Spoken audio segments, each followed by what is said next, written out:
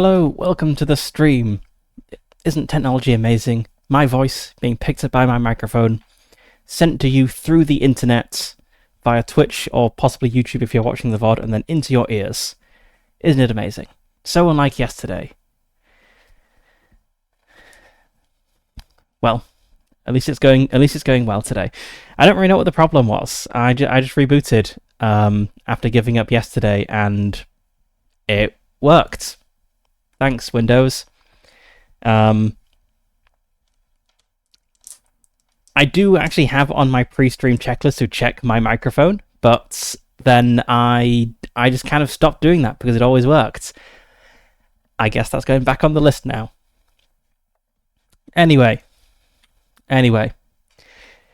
Today we're going to look at Triple O, which is a player character emulator, which is a little bit different to most solo things.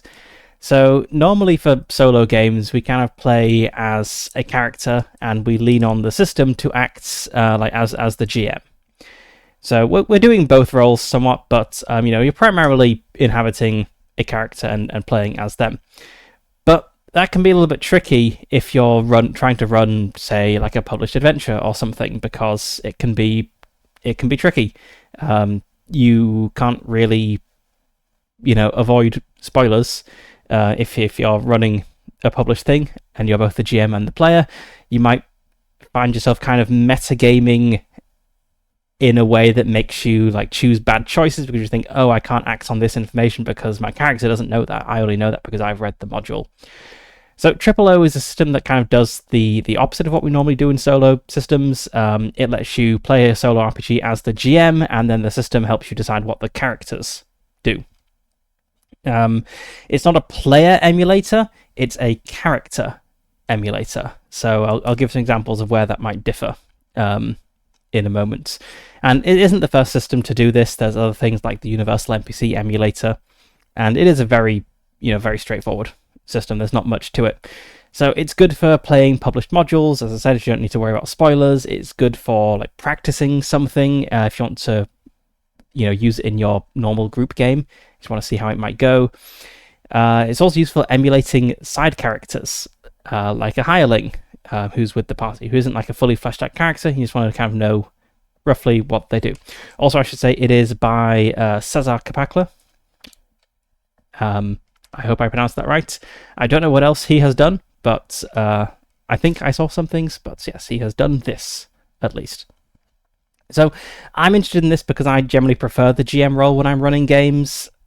Being a player is fine, but I do get bored as the player.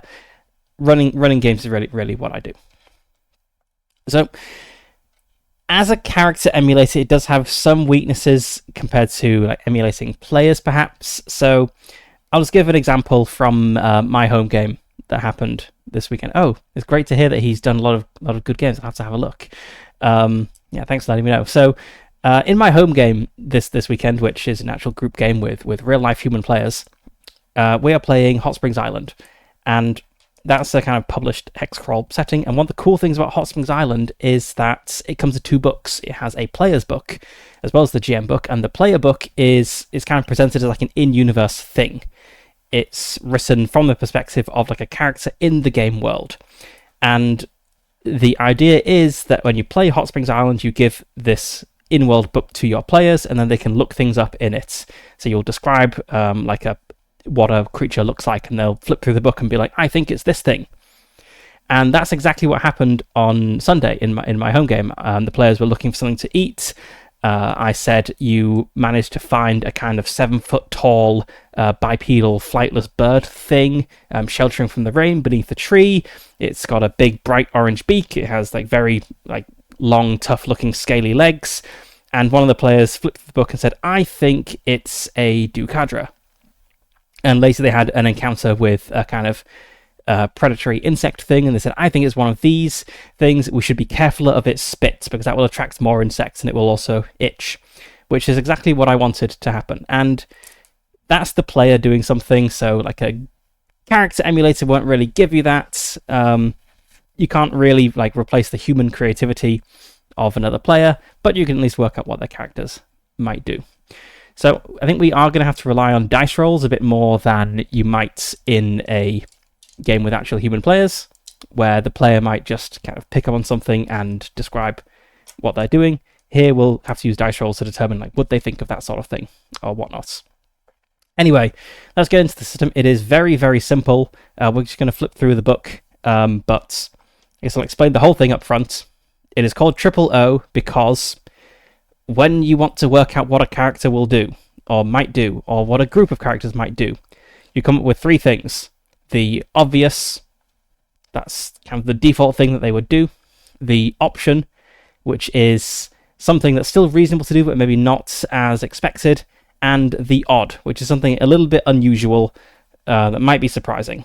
And when you want to make a decision, you roll a d6.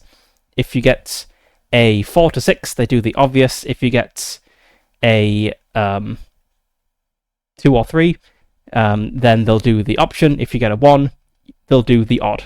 So that is it. That's the entire system. It's really straightforward. The whole like 50-odd page zine is just kind of going through examples and giving advice, and has lots of random tables and so on.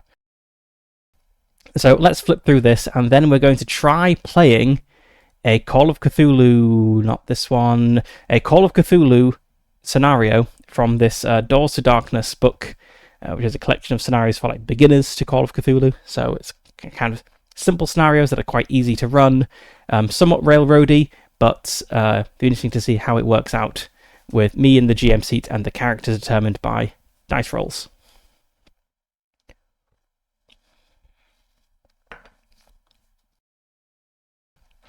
So let's get into it. So we start with just some spark tables. They're not nothing that unique, but it's nice to have them.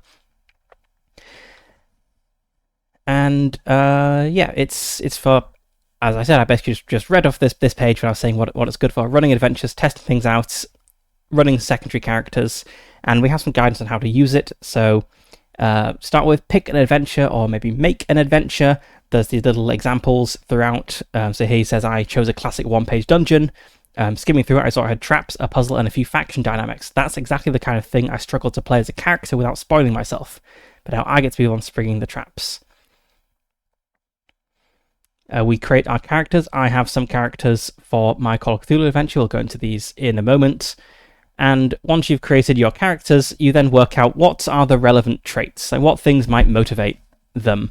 So examples here would be like their class, background, alignment, or skills. If you're playing a D&D style game, a warrior is going to tend to, pick the violent option when faced with a situation where that might be appropriate. Also from their personalities, so what drives them, what they believe in, what ideals they have. I have some of those for my characters here from the Call of Cthulhu random tables for generating characters there. What goals they might have, organizations they belong to, and so on. And so you come up with a list of these things, 3 to 5 per character, and you'll use that to help you come up with your obvious, option, and odd results. We have some examples, like always ready to fight, a pure heart, cautious to a fault, curious about new species. I guess that could be maybe like I guess that would fit in fantasy as well. I was going to say sci-fi, but fantasy has new species as well. Or must avenge their brother. So they can really be anything. Obviously, there aren't any numbers associated with these. It's just to help you figure out what might this character do in this situation. I also like the art. I don't know if this is... I don't know where this art comes from, if Cesar maybe made it, but I don't really know what it is, but it's a cool little guy.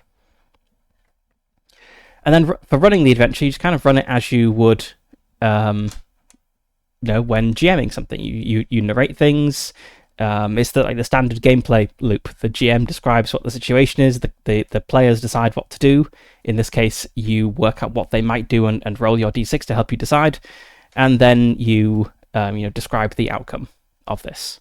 So it's just like running a regular game. It's just an entire human brain is compressed into your d6. And it says you shouldn't need to roll this for everything. In most cases, just go for what's obvious, because that's what players tend to do. It bogs things down if you're like rolling for every single action. It probably will feel a bit clunky this session when we're playing some Call of Cthulhu, because we're getting used to it.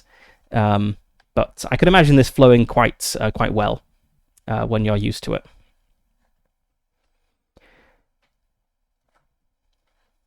Yes, you can use the random tables in the book for inspiration.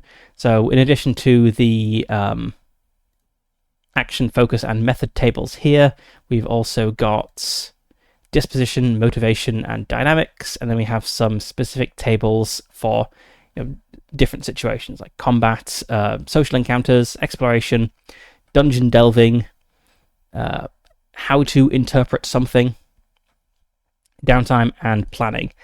And Triple O originally came out as like a one-page system, and most of the zine is just these new tables and more explanation.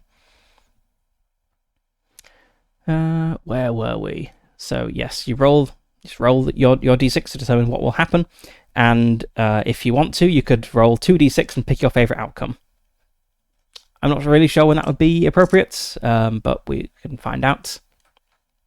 It does suggest if you do that, if you roll 2 dice and pick your favorite and you roll the same thing on both dice, say we've got a 4, let's say I rolled another 4, that would mean that the obvious option in this case would become even more pronounced in the character who had acted in that way. So we might note that down as like a new trait. You can also use Triple O for answering questions, which I thought was quite nice because all these examples are kind of yes/no questions, like do they check the door before opening it? Do they pick up on the host's strange mood? Would they consider checking if the chandelier is climbable? And these are all yes/no questions, and we have 3 outcomes on our die. But it says you can kind of reframe things as not so much the answer to the question, but what they do with the information. So if the question is, would the wizard consider placing the gem in the statue's eye? Outcomes might be they try the gem immediately, they cast a protective spell first, or they completely ignore the gem. So we've taken this yes/no thing and just kind of given it a bit more flavor. And it says this is kind of the yes, no, and but option, and you can kind of use that and maybe roll on some random tables to help you flesh things out if you want. You can do this for group actions as well, so it's not just a specific player. You could think like, how are the characters discussing this situation? What things might they consider? Like maybe one character is the natural leader, and then so that means their suggestion would be the obvious. Maybe circumstances dictate what might be the obvious. So it's not just for deciding the behavior of a single character. You can also kind of randomize which would be the obvious, which would be the option, and which would be the odd. You can also use Triple O kind of as a system in itself. So let's say we didn't want to use Call of Cthulhu at all in this, and I wanted to know, do the characters rather think to, let's see, what have we got for a good example here?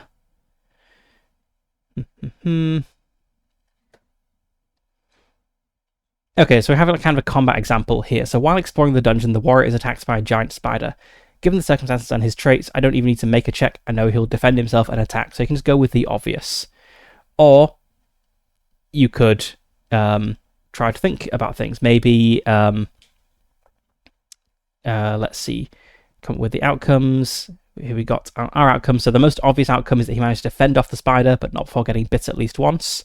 So that would be our 4 to 6 result. The option would be that in a sudden moment of reflex, he deflects the attack altogether and strikes the spider without getting hurt. That would be our 2 to 3.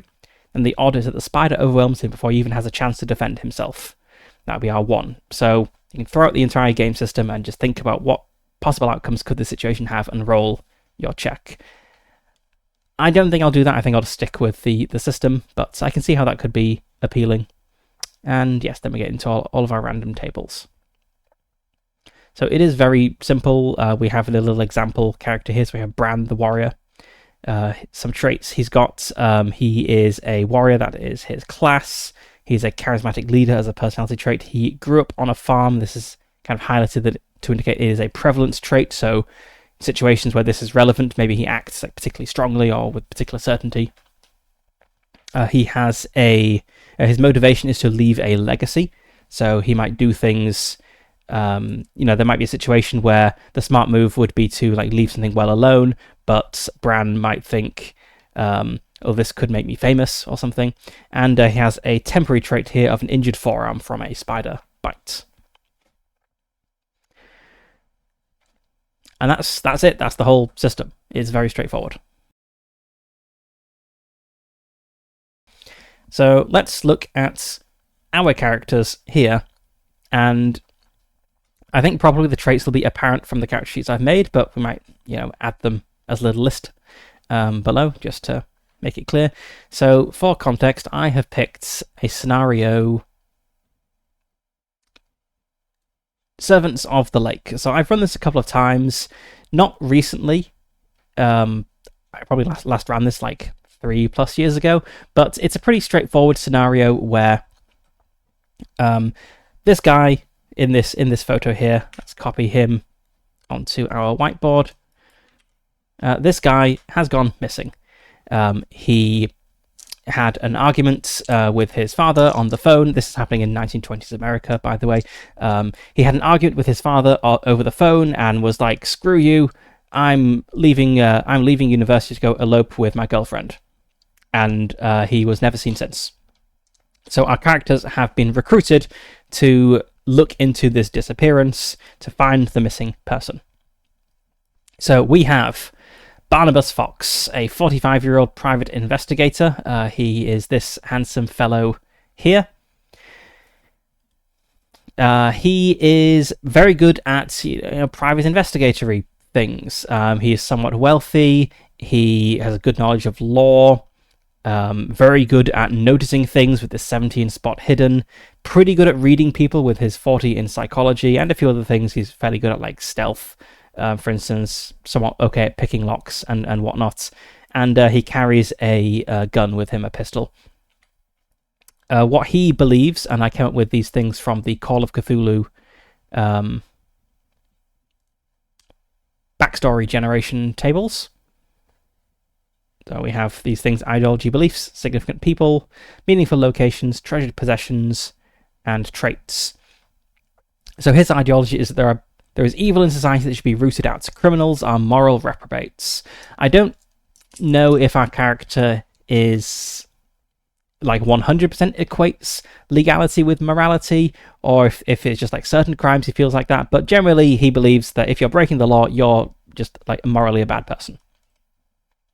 For significant people, we have Gerald Fraser, which is the man who we are helping in this investigation.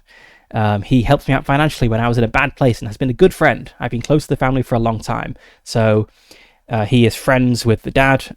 He knew the son. He is personally invested in solving this case.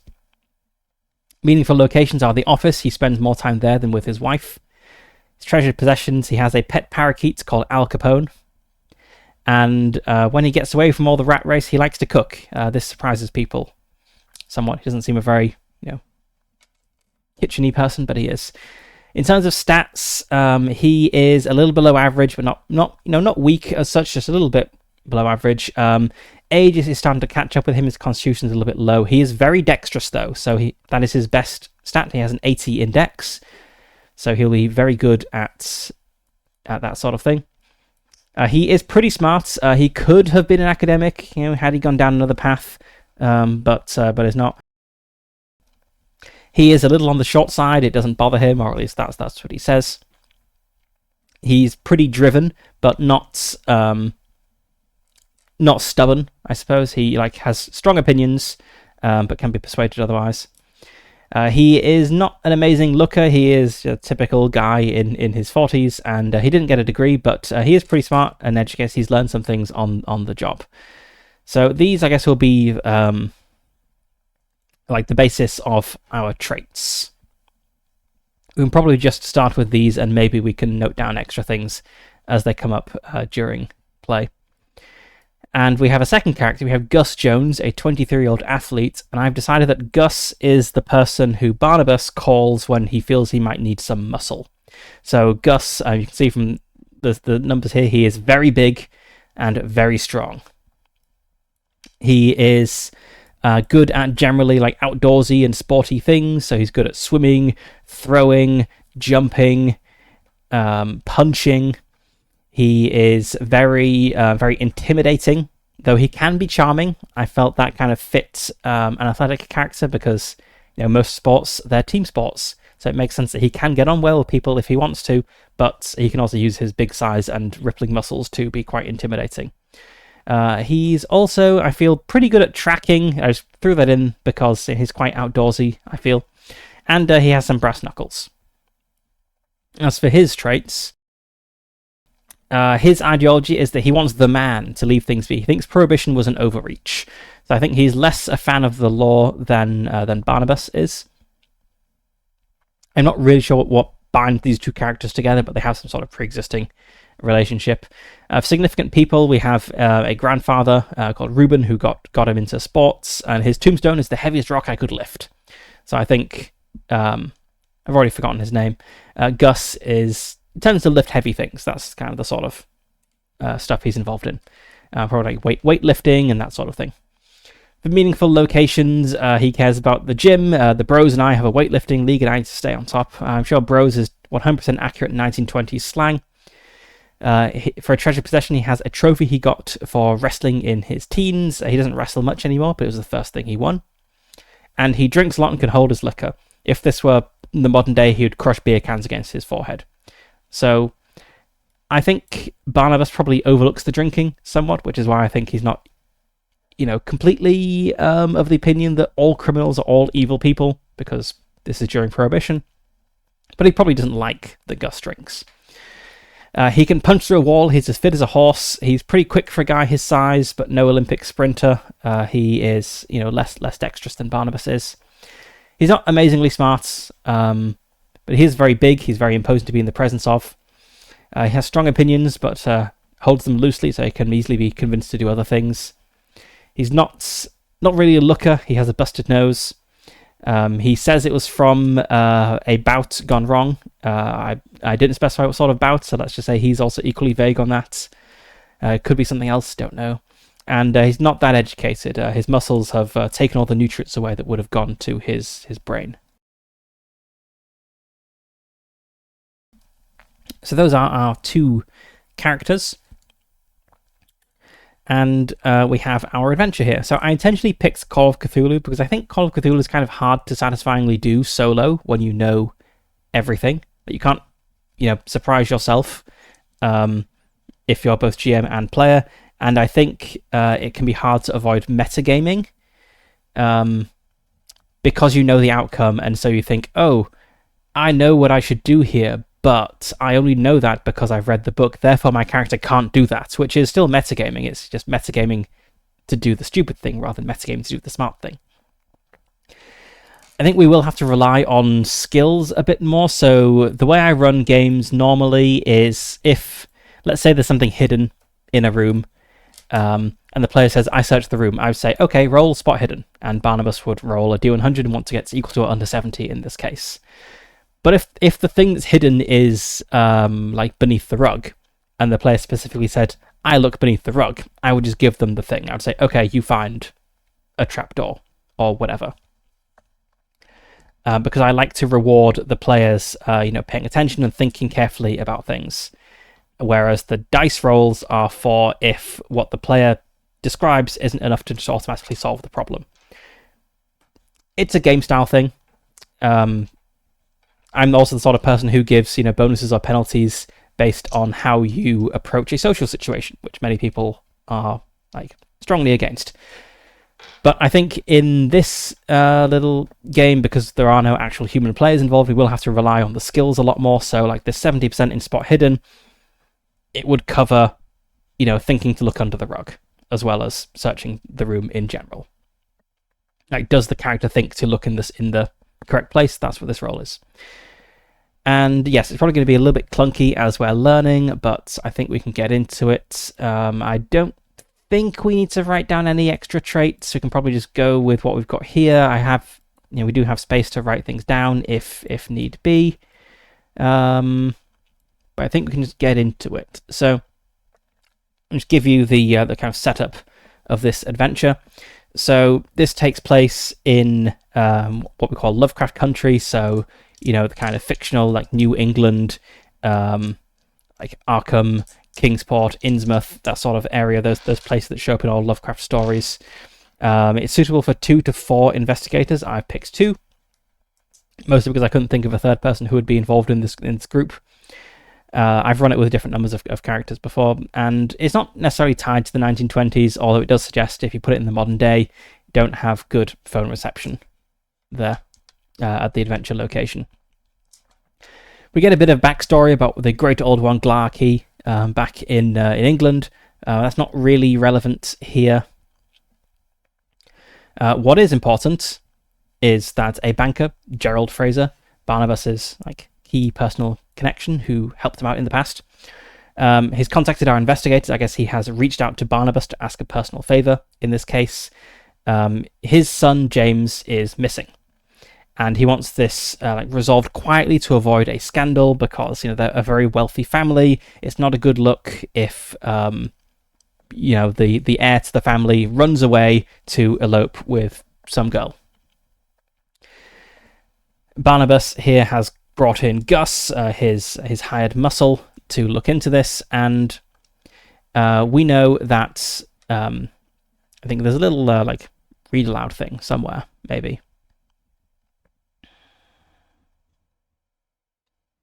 Right, yes, it's in the coloured box that I'm staring at, and didn't register for some reason. So James is a little bit of a going through his rebellious phase, I guess.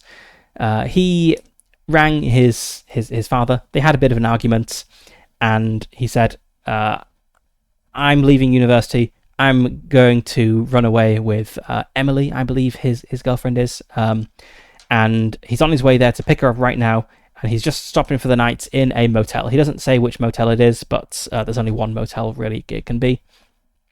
Finding the motel isn't part of the mystery. And James never showed up in Kingsport. His girlfriend says he never arrived. He mysteriously disappeared. So our job is to find James. So we know a name, we have a description. He's 6'2", he has blonde hair and brown eyes. We know about his car, a black Chrysler Coupe with the number plate AB1652. So let's just note this down as well. I don't want red fancy text. I want normal readable black text.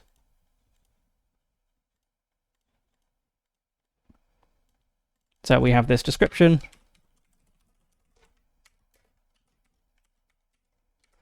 And we also know last seen, or last heard of, I suppose. Calling from a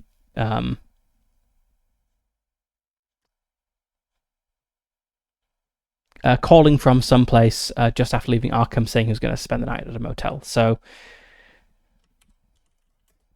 last seen, or last heard of, somewhere between Arkham and Kingsport.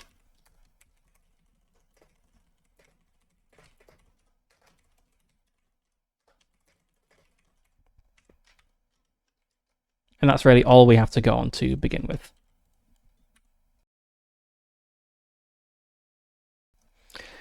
There is some research that we can do. It suggests nobody that I've run this adventure for has ever done any research. They've just been like, okay, we'll just look at a map and go to the motel to see where it is. But it does suggest here that the players could potentially talk, or the characters rather, could potentially talk to James's roommate, his university roommate, or possibly even contact his girlfriend. So I think let's do our very first O roll, which is, do they actually think to do this? I think as a seasoned private investigator, it would be obvious for Barnabas to try to get a bit more information before going. So I think what's just going to happen regardless is he's going to work out which motel it is from the maps. There's only so many options. That's going to happen regardless of the role. The obvious, I guess, is that he does first get in touch with this Travis Bryce, this roommate. The option is that I guess they don't talk to the roommate before, they just go straight to the motel. And then the odd would be they talk to the roommate, and also look up the history of the motel, and also talk to the girlfriend. So they're really thorough. So let's have a look. Okay, a 5. It's throwing me having a D6 roll where it's like 4 to 6 and 2 and 3 and 1. Normally I think about D6 things as we have 1 to 3 and 4 and 5 and 6. I know it's exactly the same, but anyway, that's the obvious. So they do, or Barnabas does think to talk to this roommate, but we're not going to go super in depth. We're not going to also look into the history of the motel and talk to the girlfriend. So I guess we hear about this maybe the following, maybe like a couple of days after James disappears. Like his father thinks maybe he's just just laying low or something, but then too much time has passed. So he gets in touch with Barnabas. The following morning, I guess they probably go to Miskatonic to go talk to this roommate. And I think it's probably just Barnabas there rather than bringing Gus with him. There's like a little short private investigator guy knocks on your door to speak to you, and he's got this giant guy with rippling muscle standing behind him, bit imposing. No, I think it's probably just Barnabas. And so I don't see any reason why this roommate wouldn't be willing to talk about this. So we learn that really not much. So as it says here, we just know that James Fraser, he kept himself, spent a lot of time on the phone talking to his girlfriend. He was doing well with his studies. He had been sleeping in and missing his morning classes, but that's not super concerning, really. And the roommate didn't know that James was planning to disappear. So not super useful, but at least we know that it wasn't premeditated.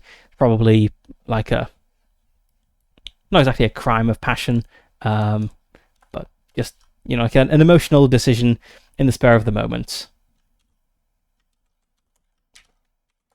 So let's have a little clues list.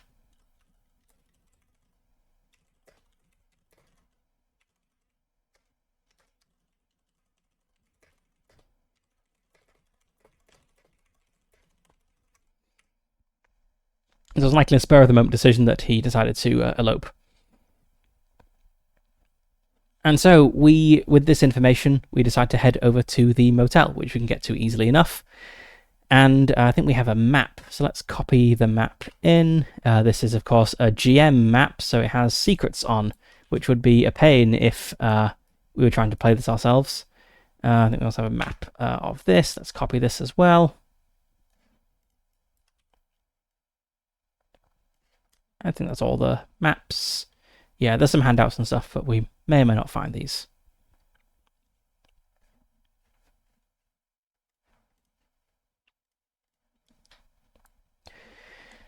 Right, so we get to the motel. It's far enough away from Arkham that it's a sensible place where people might stay over, but it's not on a particularly major road.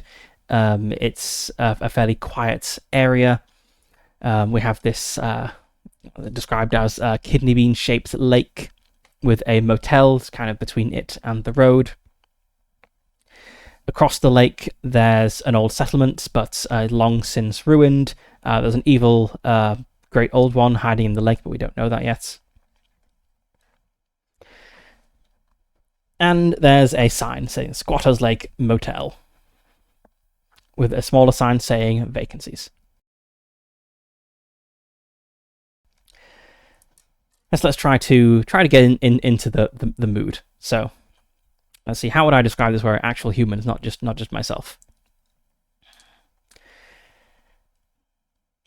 So you pull up in your car to a kind of rickety looking motel, a T-shaped building by the side of the lake. It's looks like it's maybe seen better days. It is raised up on stilts, and the ground beneath it is looks very muddy at first glance, as if this area sometimes floods. There's a few cars parked in front. There isn't a black Chrysler Coupe, though, but there are a couple of cars there.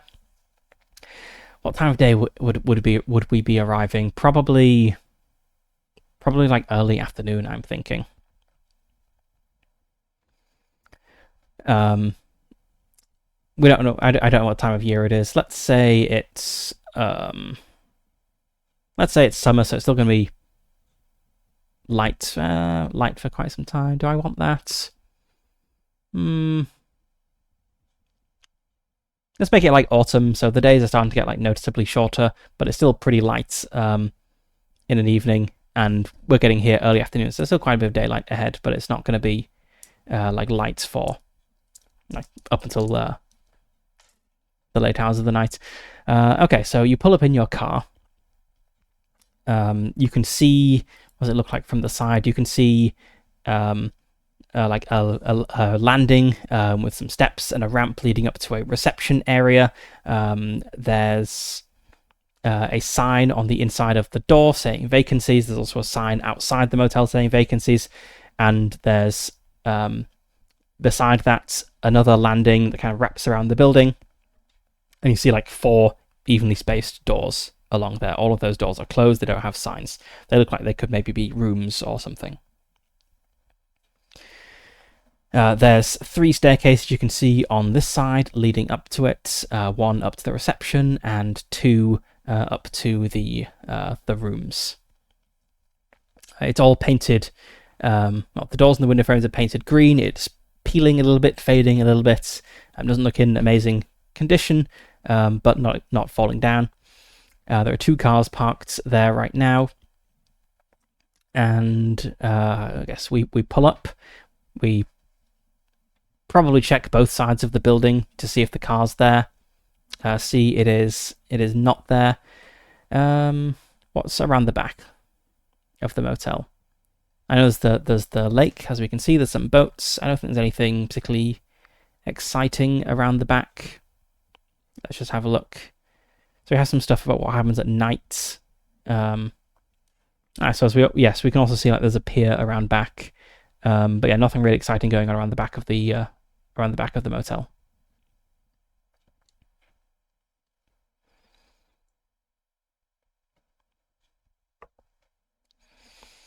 Barnabas goes up the steps to the reception, like shaking the mud off his shoes. He probably has like nice shoes. He's fairly well off with a credit rating of 60. So they like head up the steps to this reception area and go in, and like a bell rings as the door opens. There's a wide wooden desk against the far wall. The room, I think, smells of like wood varnish, and we can see there's a door leading deep into the building against one wall. On the walls, there are 2 stuffed and mounted boar's heads with a 20-gauge double-barrel shotgun between them, a rack of keys beneath the shotgun, 2 lamps on the desk, just stationary there, and the walls to the left and right are covered with number plates for cars. The obvious thing is we have a look to see if we spot our one here, which is AB1652, but that is not there. We don't need to roll to see if we decide to do that. I think it just makes sense to do. And let's see, do we notice? I think this is maybe where we have a skill check. So it says there's some dusty spaces, as if some have been taken down. Like, do we notice that? I think we probably do. So I'm going to roll with a bonus die here. So that is, we roll our D100, we roll 2 tens dice, and we take the better one, which is the lower one, because Call of Cthulhu is a roll under system. So we got a 61, which is below Barnabas's spot hidden. So he notes that there are some gaps on the wall, and it looks like things may have been taken down, rather than it looking like they've just not been filled in yet. So he'll just file that away in the back of his mind.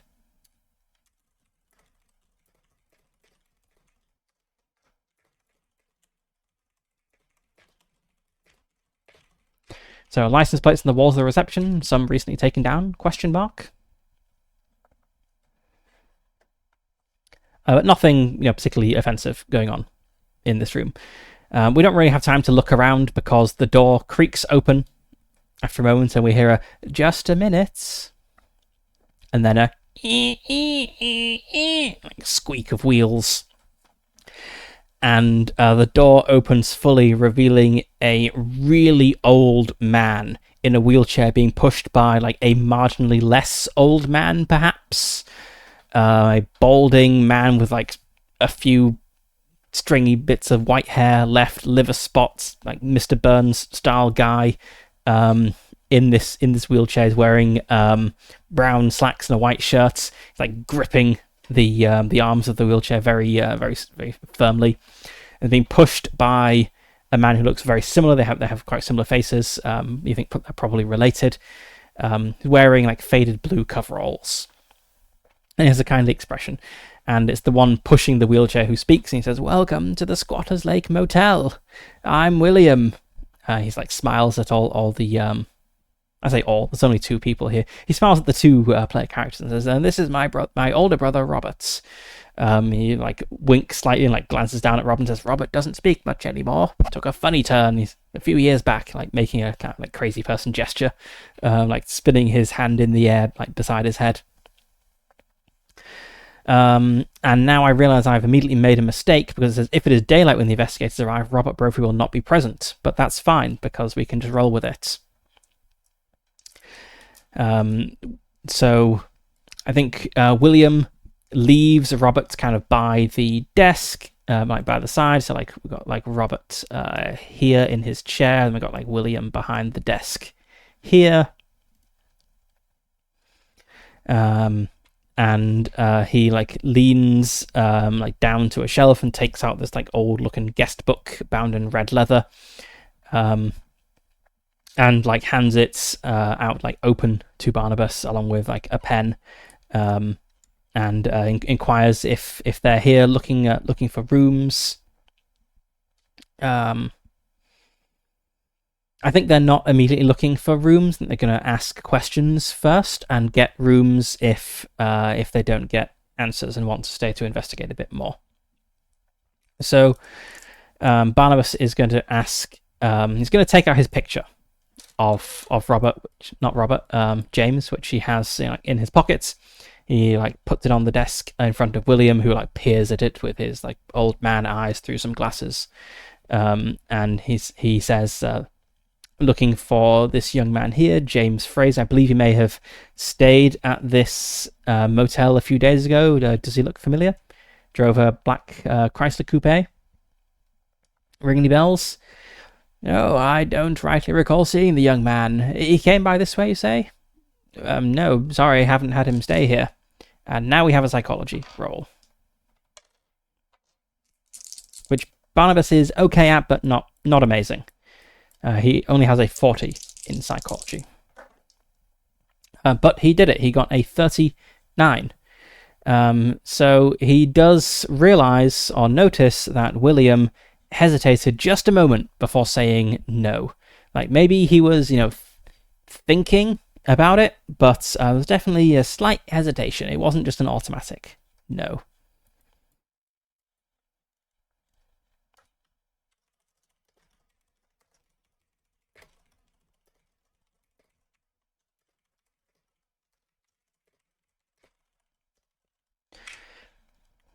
Add that to Barnabas's mind palace, his collection of clues that are building up.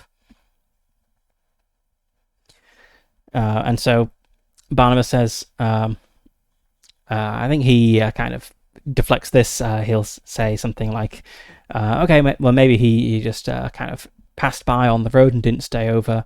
How much are those rooms? We might be around here for a few days.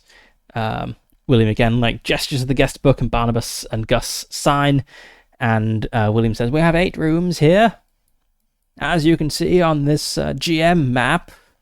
1 and 5 have 2 single beds, 4 and 8 have a double each, and the rest are all singles. You can take any rooms you want except for 5, which my brother and I use, and 6 to 8, as there's folks in there already. So it's 1 to 4 that are available. That was a strange way for me to describe the rooms. It's 50 cents a night, cash in advance. They have hot water. We only have oil lamps for illumination. You'll have to bring your own food. But there's a grocery store past the woods to the south, and we get a delivery every Tuesday. If you need anything, I can arrange for them to bring it down. And we hand over $1, which I don't actually know how much that is in like 1920s money. Let's see, 1920s, $1 today, inflation calculator. According to this random website called in2013dollars.com, $1 in 1920 is equivalent to $16.65 in 2026. That feels pretty cheap for a room for a night for 2 people, but okay. So we get maybe we even like pay for a few nights up front. We don't know how long this is going to take. Let's say we get like 3 nights, and as we have a question now, which is, do they get like 1 room or do they split up? Because 1 room is cheaper and safer if there's something weird going on, if they're together. In that case, I think they get one of the rooms that has 2 singles in rather than a room that has a double. But having multiple rooms would let them cover more ground if they're trying to discern anything, if trying to like find clues about James staying here. So I think the obvious is that they get 1 room. The option is they get 2 adjoining rooms, and I don't know what the odd is. So we'll just roll and see what happens. Like maybe the odd might be they splurge and get like more than 2 rooms. I don't know. Okay, we got the obvious. So they're going to get 1 room. I guess it's room 1 here that we can see it has the 2 single beds in. So they get that for 3 nights. And as Barnabas is a private investigator, he's going to ask some questions. Think about the other guests staying, and also about these 2 people. This William and Robert. It does also suggest, like, if the players ask about the history of these parts, I don't think that's likely to happen, so I'm just going to skip that. It doesn't really seem relevant, not something a private investigator would ask about. But certainly about the people around here, he's interested in that. Okay, so let's see. He asks who else is staying and like how long they've been here. Whether they might have seen anything. We do know who is staying here. We have a list of them. So we have Jacob Trent, Bill Dunstan, and Sarah Bonner. I guess this is the 1920s. Nobody cares about privacy. So I think William probably would be like, oh, yes, there's a young man, Mr. Trent, and he's in room 8. He's been here. I guess it's January, I suppose. Well, let's stick with like autumn. He's been here a few weeks now. Not really sure how long he plans to stay. There's a Mr. Dunstan in room 6, a quiet man, keeps to himself. He likes to fish out by the lake. And there's a Miss Bonner in room 7. I'm sure William looks scandalized at a young woman travelling unaccompanied, staying in strange motels. She's been here just a few days. Barnabas asked, do you think any of those might have seen I'm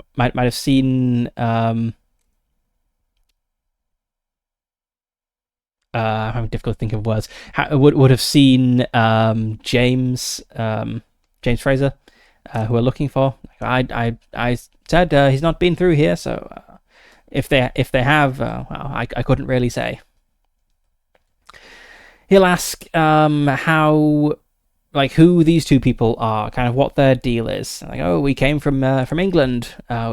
We fell in love with the place. We used to travel in when we were much younger, and decided to spend our final days here. Oh, that was a really grim way of phrasing it. Something like that. They intimate that this is kind of like a retirement thing for them, pretty much.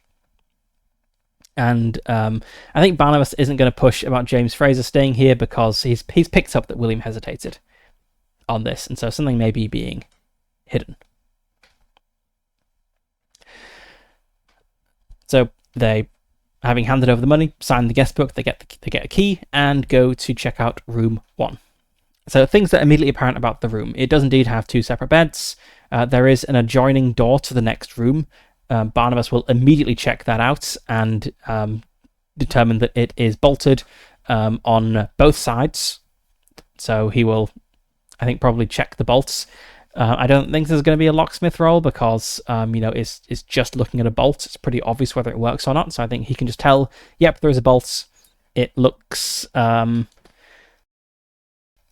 like passably strong. It is breakable. It says you can break it down with a strength roll.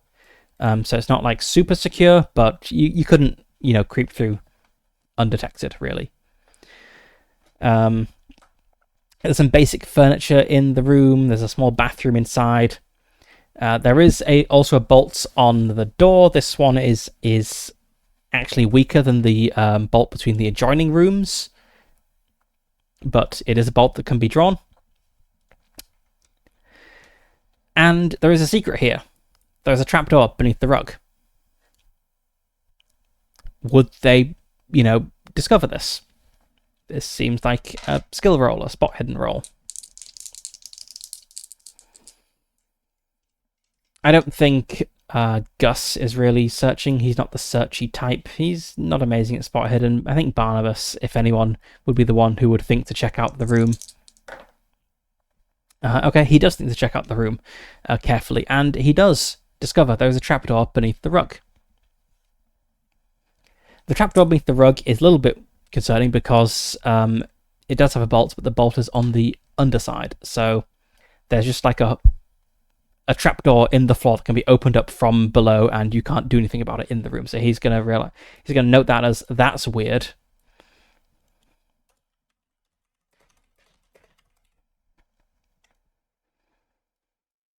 I think he would quite like to check if all the rooms are like that, but I'm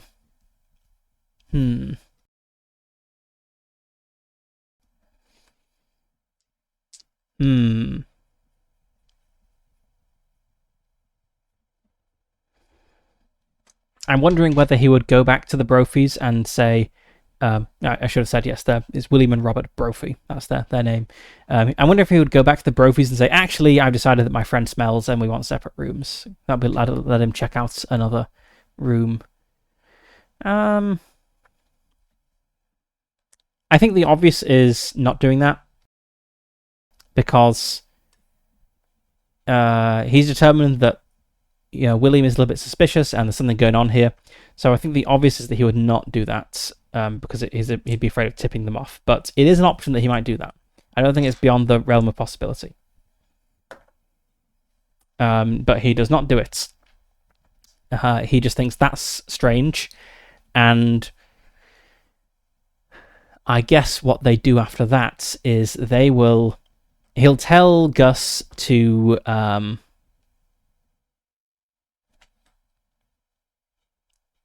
just keep an eye out here, maybe go and stand nonchalantly, looking across the lake or something, just kind of keep an eye out in case anything happens, surreptitiously, while Barnabas is going to go and look at the underside of the motel. So the motel it's raised on stilts, but it's not so high you can walk beneath there. It is a crawl space. So he might leave that until night.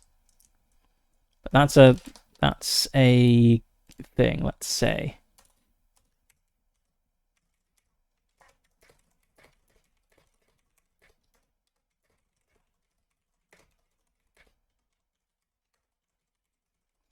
And also check if all the rooms have trapdoors. So checking the crawl space. And yeah, let's not do that right now.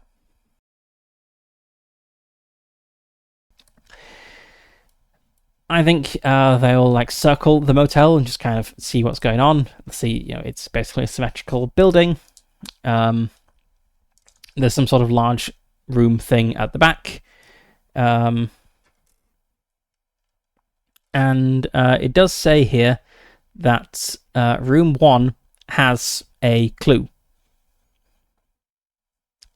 So it says, if the investigators don't use room 1, the keeper should feel free to place the diary in another room. They did use room 1, and we succeeded on the spot hidden, so I suppose we do find this handout, which is this notebook.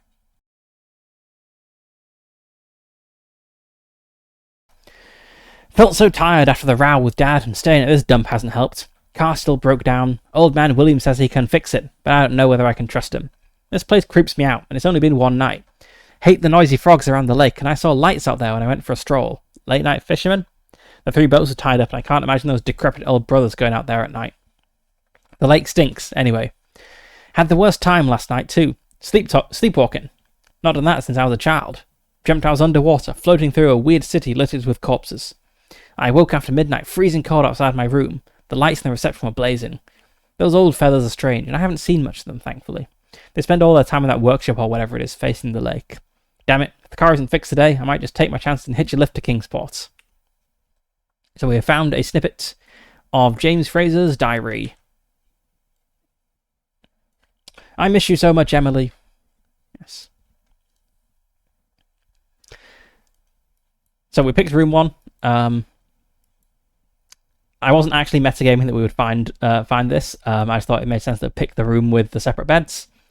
They found there is a weird trapdoor. They've found on the bookcase there's James's diary. So they know for sure that James stayed here, and that William is either lying about it or is senile.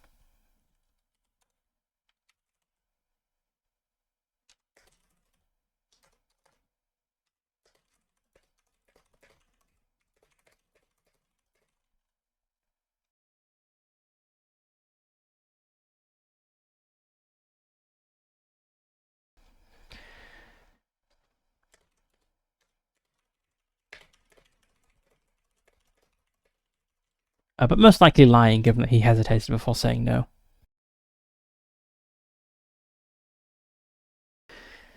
If we were playing sensible characters in some other game, this would maybe be the point where we call the police. But we're playing Call of Cthulhu, so calling the police, that's what losers do. We're here to solve this case ourselves. Also, our character is a private investigator, so maybe he has some pride around that. Okay, and we do have a little cutscene thing. So this adventure kind of is on rails somewhat because it's to introduce new people to Call of Cthulhu. So it's kind of this happens, then this happens, and this happens, and it's more about how the players react to it than actually solving the mystery themselves. But anyway, soon after the investigators settle into their rooms, there's some commotion outside. We'll, look through the window, I suppose, and we see William. He is standing outside the reception. If we can see this from room 1, it's probably happening like here or something. And he is he's got his arms folded, and he's facing this pimply-looking young man with red hair. The young man is gesticulating wildly. He is let's go for young man. There we go. The young man is some loud disagreement. The young man says, "You said he didn't know if he'd stayed here. I know he did. He told me so." "Now calm down, young sir. There are people trying to rest here." "Rest? Here? What, with all the noises under the rooms at night? Good luck to them. Now, what room did he stay in? Tell me that." "I said I don't know, and that's my final answer. Now stop bothering me, or you can get the hell out of my motel." The young man throws his arms up in agitation and storms off around the motel. Does he go around to the right or around the left? Let's see, what room is he in? This is Jacob Trent in room 8. So if he were to go around this way, he'd be walking quite a way. So what I'm thinking is we can maybe intercept him if he walks past our room. Let's decide what James Trent does. I think obvious is he takes the short route past our room. And he does. Jacob Trent starts storming off this way. He kind of hops down, squelch, squelch, squelch, squelch, squelch through the mud. And William, it says, if William sees the investigators watching, and we make a luck roll to determine this. Is a group luck roll, so we roll for the character with the lowest luck. That is Barnabas. Barnabas, despite being a private investigator, is very unlucky. So we might lose this chance to talk to this young guy. Oh, no, we got a 14. So William doesn't notice that we watch. And so I think we see William head back outside into the reception. And Barnabas...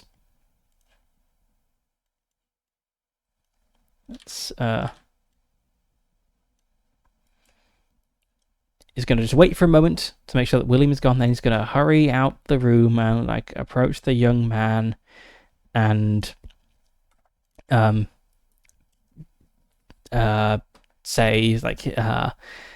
hey, I couldn't hey, I overheard your discussion with William. The young man kind of turns to him and is like, you should mind your own business. He says, well, normally I would, but you see, I'm also looking for someone who I thought was staying here. Who are you looking for? Is it? And he takes the picture of James Fraser out of his pocket. You looking for this man? No, I don't know who that is. No, he does know who that is. He does know who that is. Yeah. Okay. So Barnabas takes the picture of James Fraser out of his pocket and says, "Is this who you're looking for?" Jacob says, No, I'm looking for someone else. That guy. I saw him. He was here. He was here a few days ago, but he left. Why? What's going on here? I think they'll go back into Barnabas's room to talk things through. And what our characters learn by kind of comparing notes, it does say you should make a charm or persuade roll to get Jacob Trent to open up. But I think since we've got the common ground of we're both looking for a missing person, I don't think we need to do that. I think we'll just talk. What we learn is that Jacob Trent, he's here waiting for a friend. He's been here for a couple of weeks now, and his friend is long overdue. And he is somewhat of the opinion that his friend did show up, and the Brophies are just hiding this for some reason, they drove him away or something. He doesn't know why they would do that, but that's what he thinks may have happened. He can't come up with any other explanation. He can confirm that James Fraser stayed here. He says, yeah, I saw that guy the night I pulled in here. We didn't talk, but I saw him. In the morning, I saw his car was gone. So I guess he left. But yeah, he was definitely here. And William says he wasn't here. What are those two hiding? Just kind of commiserate. Yes, what are they hiding?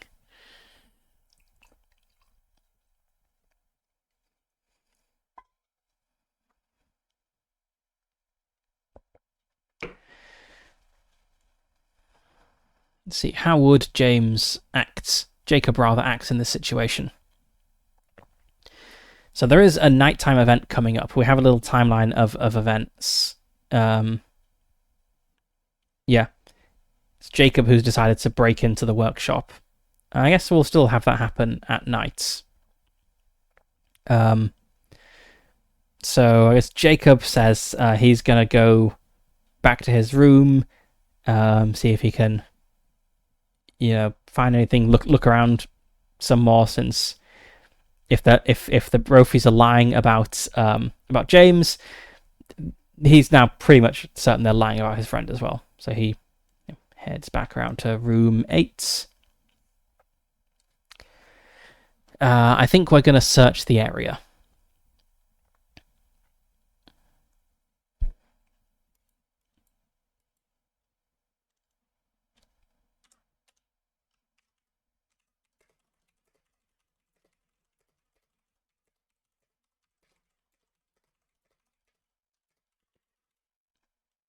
I think things are kind of coming together in Barnabas's mind.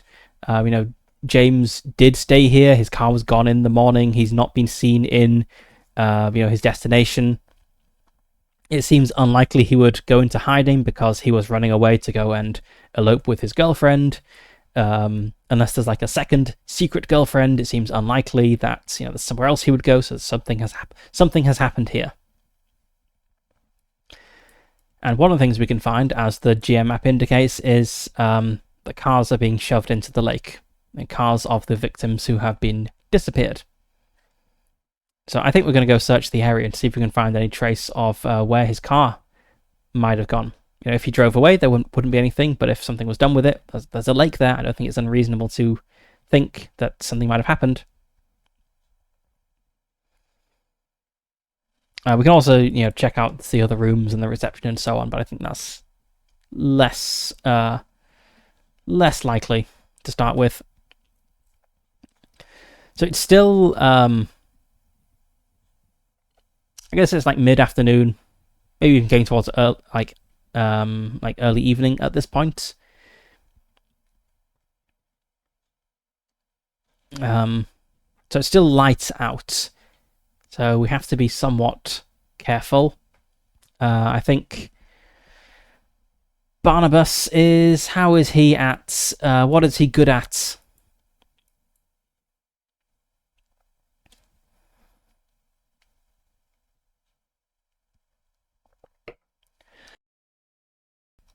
I think the sensible thing for Barnabas and Jake and Gus to do is they will just walk out of their room, go by reception, kind of glance in to see if the Brophies are in there.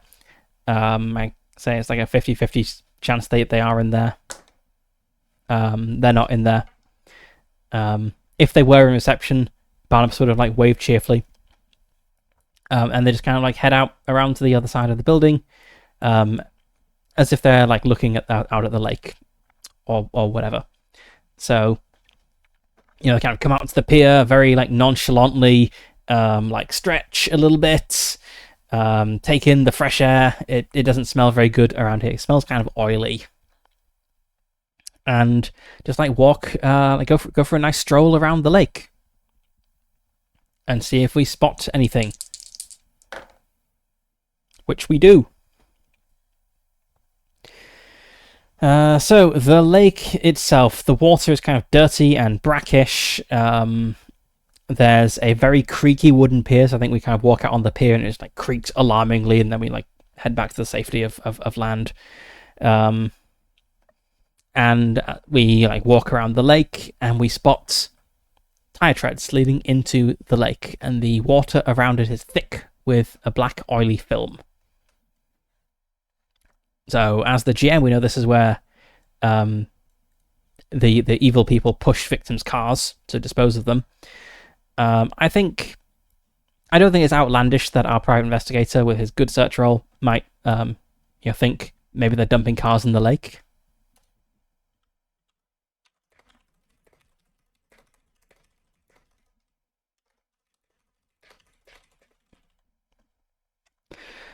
I think Gus is pretty good at swimming, but I don't think he wants to swim down there to have a look.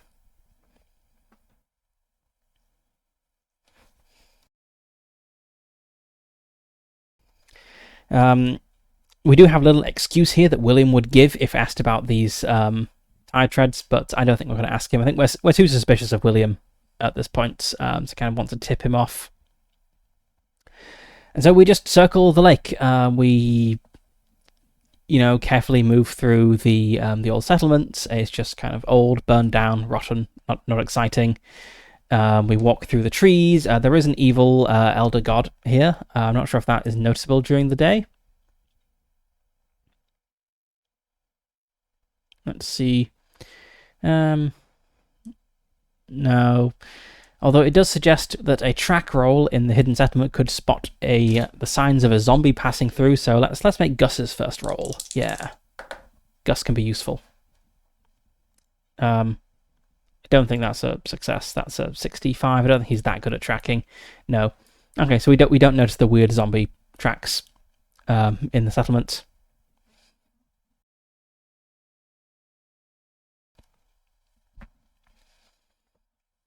We just loop around the lake. I don't think there's anything noticeable in the Glarky part of the lake during the day. It is underwater. So we just spot these tire treads, this oily water, bad smell of like stagnant water.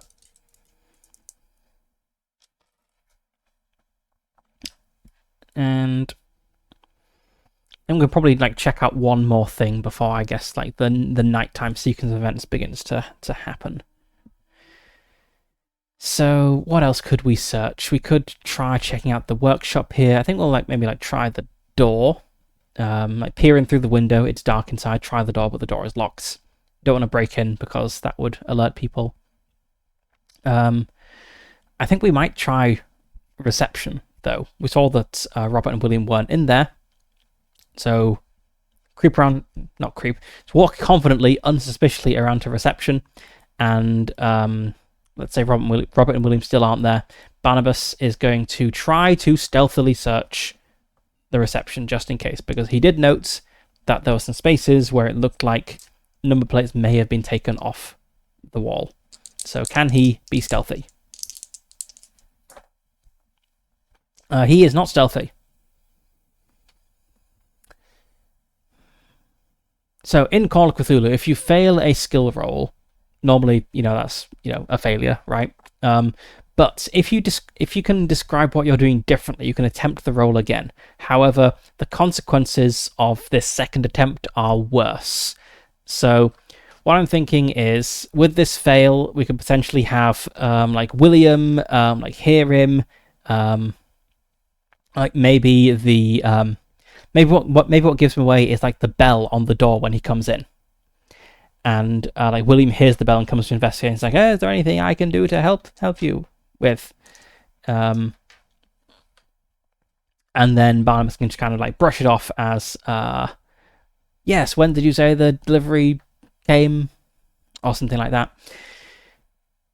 If we try again, that means Barnabas is doing something different to try to succeed in this. So maybe he is like reaching up and muffling the bell with his scarf or hat or something. It looks really suspicious. And if he fails this second attempt, then William would, come in while he's middle of doing something very suspicious. And he's like, "What are you doing here?" I think let's go with that. Let's try looking very suspicious as we try to so if we have we have like a door here, amazing art. This is the proportions of a door, and it has like a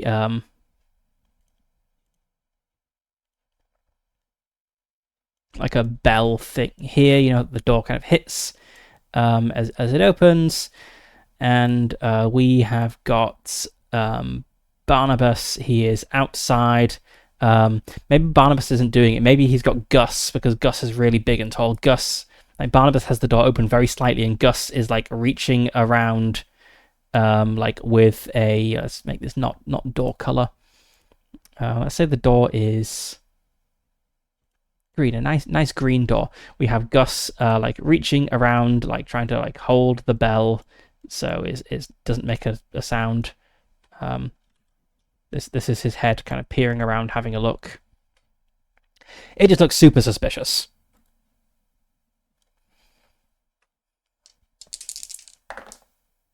And we got a 99, which is a fumble in this case, the worst possible results. So, what's the worst thing that could happen here? The door begins to open, like the door to the reception. We hear William's voice call out, "So I'll be with you in just a moment." The door begins to open. This makes Gus jump, and he trips over Barnabas, accidentally grabbing the bell and ripping it off as he goes. And so William opens the door into the reception to see Barnabas on the ground holding himself up with his hands. This is definitely what a guy who's fallen over looks like. And we've got Gus kind of in a similar situation. It's not the autism creature, I swear. This is two guys who've fallen over through a door. And we've got like a bell just like on the ground.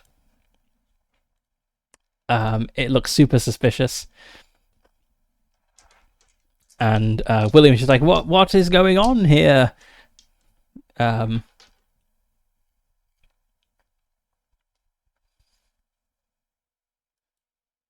I don't think they can talk their way out of this. But what does that mean if they can't talk their way out of this? Like, what's the actual consequence of not being able to talk their way out of this? They're gonna have to pay some money to repair the bell. They're probably not welcome to stay another like extra nights, but I don't think they're gonna get a refund. And I guess just maybe William is just gonna kind of make sure to like be around a bit more, keeping an eye on things. So the consequence is we kind of lose our ability to sneak, because William will be watching us. That doesn't feel like a particularly big consequence, given we're about to enter the the like sequence of events, like the railroad portion of the module. But I guess it doesn't feel like a big consequence to me as the GM, because I know that we're about to have a bunch of things happen. But to the players, if I were running this for players, they wouldn't know that more things are about to happen, and so they would think, oh, we're being watched, we'll have to be really careful now, and it would feel like a consequence. So maybe that's enough. So we have to hand over a bit of extra money to William, and he's like, and you can leave in the morning too.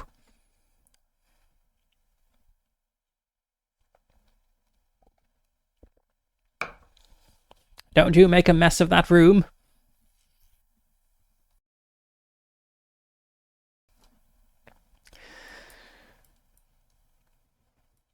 Right. Then 9 PM comes around. After this, we'll probably spend the rest of the time in our room wondering what to do, how we can keep investigating if we're being watched. This kind of ruins the ability to like creep around under the motel and see if the other rooms have trapdoors. Though maybe we don't need to if we know that this was James's room. Anyway, at 9 PM there is a knock upon the door. We peer through the little peephole and we see the young man, Jacob Trent.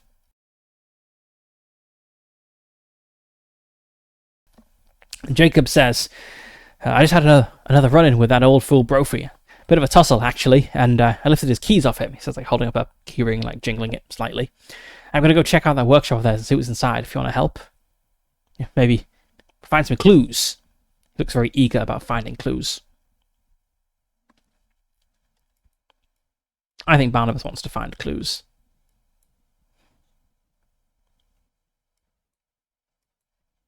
But I think we need to do something to get around William, keeping an eye on things.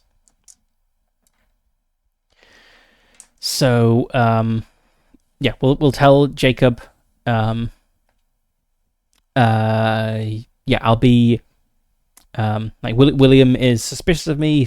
He caught me snooping around earlier. So you go, like by yourself to the workshop. I'll come join you in a few minutes once I give William the slip. I don't want him knowing what we're up to. And I think we're going to have to create a distraction. Maybe Gus can be the distraction.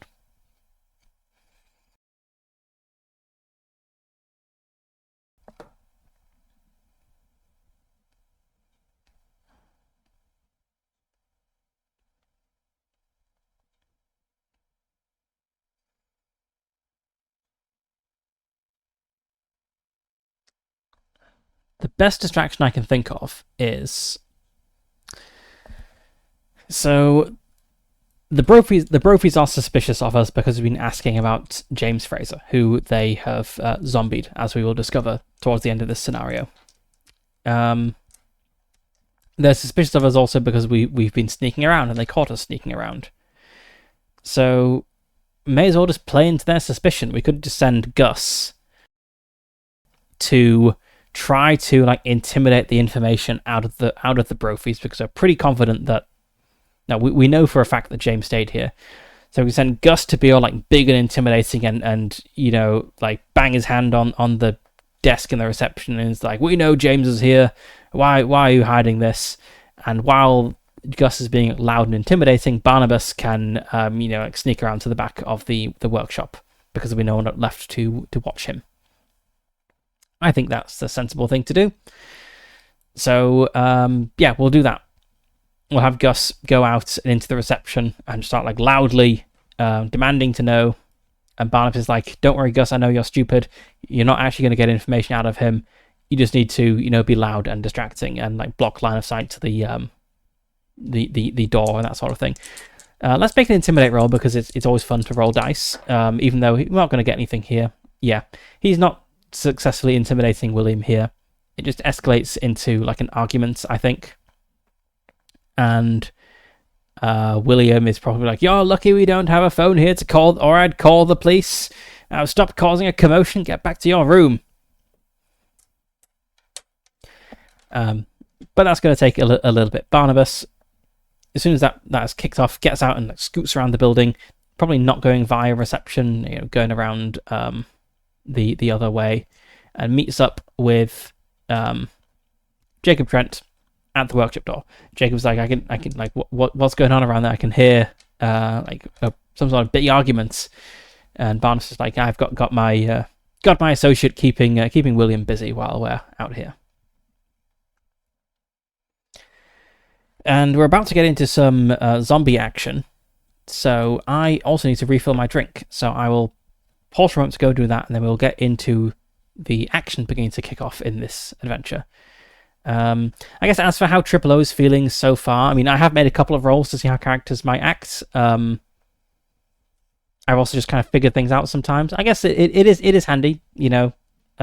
Something that the zine does suggest, which I've not done yet, is if you're not really sure what the three options are, you could just roll the d6, and then in this case, I'd be like, oh, it's the obvious. They do the obvious thing. Or if I rolled a 1, it's like, oh, they do something like weird and that you wouldn't really expect. What weird thing could they do in this situation? So you don't necessarily need to come up with the options before you roll the dice, even though I have been so far. Anyway, I will go and top up my drink, and then we will get into some zombie action, because there are zombies in this workshop, and there's going to be more zombies later on. So I'll be back in a moment.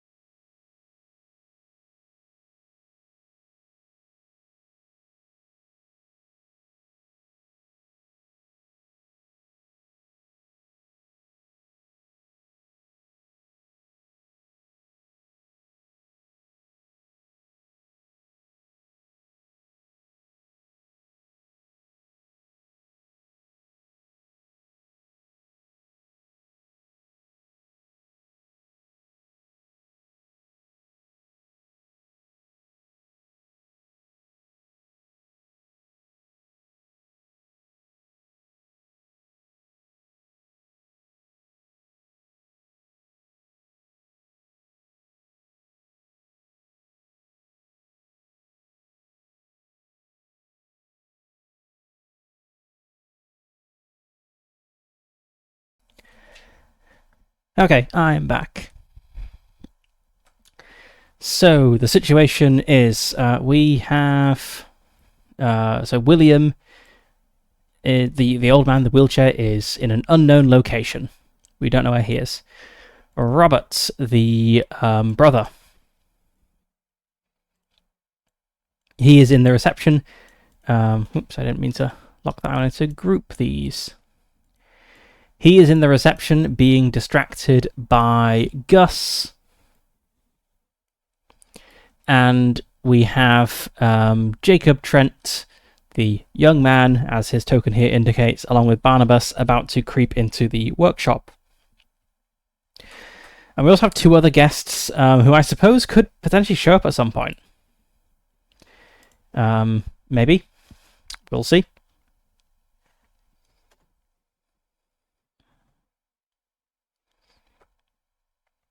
Right, so the real action kicks off at about 2 a.m. So we have quite a bit of time until then, as it is now 9 p.m. And okay, so it's not here. It must be a little bit earlier. The workshop. Here we go.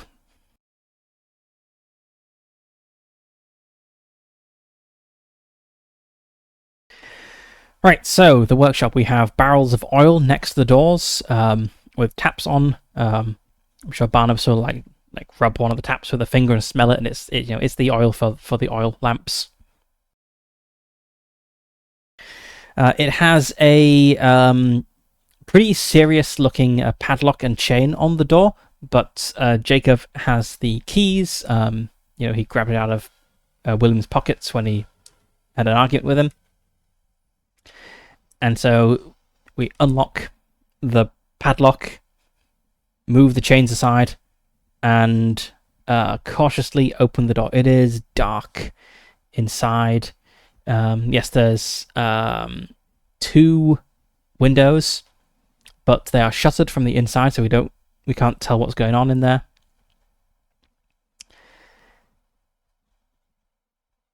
And yeah, we just have kind of the ambient light streaking in, illuminating it. There's no electric lights here; it's all gas lights, and they wouldn't leave a light burning in there. There's what have we got in here? We have the right hand side of the workshop is behind covered by a large white sheet nailed to the ceiling. So I guess let's see the right hand side.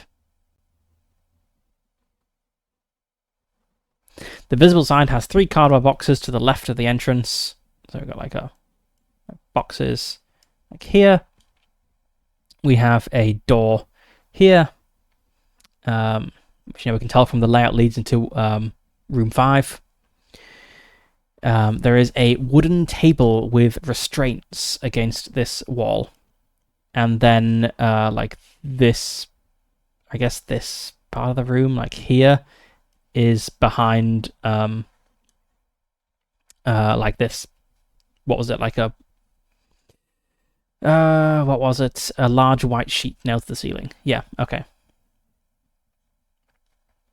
The map doesn't quite match the description here, as we've got these crates that are, we can't just have a sheet running down the middle of the room because then it would be connected to the door, but something like that, I guess. The boxes, I think we can tell at a casual glance, and we can see like clothes and like jewelry just kind of like heaps up in there. We see like the glint of gold, for instance, like the like sleeve of a jacket, whatever. And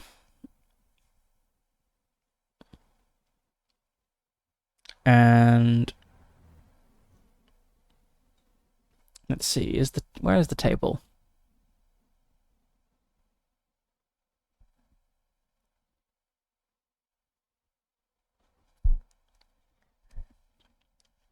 Okay, I think the table is visible, and then we have other stuff that's not visible. I think that's how to pass this. So you can see we have a very ominous-looking table, as it's a big table, and it has restraints on it. That's not the sort of thing you expect to see in like a motel workshop. Like, who are they restraining to this table, and why? Jacob Trent is probably like, what are they doing in here? Barnabas is probably like, shh, keep quiet. And they're going to like creep into the room. Maybe like, shh, keep quiet. We don't know where the other one is. They're going to creep into the room and look around. Now, in this room, we need to make stealth rolls for every major action we take, because these two crates behind this workshop, they have zombies in them. And if we fail a stealth roll, the zombies will wake up.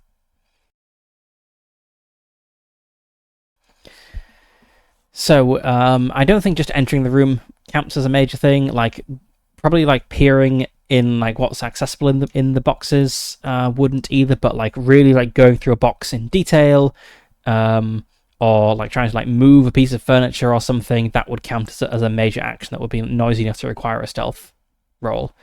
So they're just generally being stealthy, but will only roll if they're doing something particularly noisy. I think we'll start by just like looking at some of the boxes. And we see there's both men's and women's clothing in here. That's kind of weird. Would Jacob just immediately start going through a box to see if there's anything for his friend here? I think that's pretty likely. He does immediately start going through a box. So we've got like these three boxes by the door. He just like pulling stuff out, just like things are dropping on the floor. Not really trying that hard to be stealthy, but we do need to roll stealth for him. Does he have a stealth stat? That would be very nice, wouldn't it? Jacob Trent. Stealth, 30. Could be a very important roll for him. 23. Okay, so he's rifling through these boxes. It's like pulling things out. And he does. He like pulls out. He's like, "Hang on, I recognize this jacket." And he pulls out a jacket, and it's got the name A. Hickey on the label. And he looks up at Barnabas with a pale face and says, "This is Abe's. This is who I've been waiting for. He is here. What did the bastards do?" Barnabas just kind of like makes a calming gesture, like keep your cool. We got to figure out what's going on here. He goes over and checks out the table with the restraints. I think he like yanks a restraint. It's pretty solid. And he then goes to move the sheet to see what's behind there. I think this also needs a stealth roll. Barnabas is more stealthy than Jacob Trent, so hopefully he'll go fine. 40, exactly. Very lucky. Okay, so he moves aside this sheet, and we see two crates that are closed, and another table. This one doesn't have any restraints on. This is more like desk-sized, I guess, and it's got like some chemistry equipment on it, question mark. I should slip back into like GM narration voice. You pull aside the curtain, and before you see two large wooden crates with lids on. They're not nailed shut, but they are closed. And there's also a table. This one isn't big enough to restrain a person to, and it doesn't have any restraints. It's just like a desk, and it has some strange things on it. It has a pair of thick rubber gloves and a row of jars, 6 jars. 4 of them are half filled with a cloudy yellow liquid. You don't know what it is just by looking at it. And 2 of them have what look like dozens of large metal needles, and they're dotted with green, with a green mold. It's very strange. Barnabas, this player, will then say, "Okay, I go up to the desk and looking at these things a little bit closer. Can I tell what it is?" And he doesn't have any like medical knowledge or biology or anything. I don't think. No, he doesn't. So you look at the jars, and you're not sure what they are. Like looking a bit closer, the needles, you can see they are like without touching them, you can see that the tips are hollow.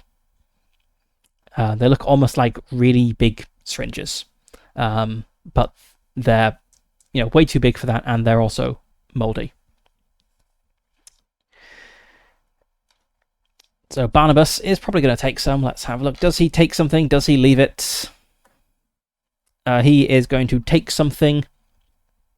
So Barnabas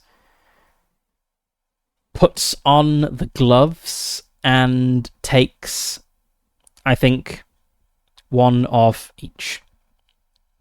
He tells Jacob to get that jacket of his friend, and he picks up a jar of liquid, and I'm now wondering, I rolled the obvious. Is the obvious stealing like a very noticeable thing? I think the obvious is more like taking a small thing that wouldn't be missed. So I guess that's just taking like a needle. So he asks Jacob to like pass over like a handkerchief or something, and then like very carefully he puts on the rubber gloves. He picks up one of these like moldy hollow needles and like carefully wraps it in the handkerchief and tucks the whole thing in a pocket, and then like puts the rubber gloves back where they were.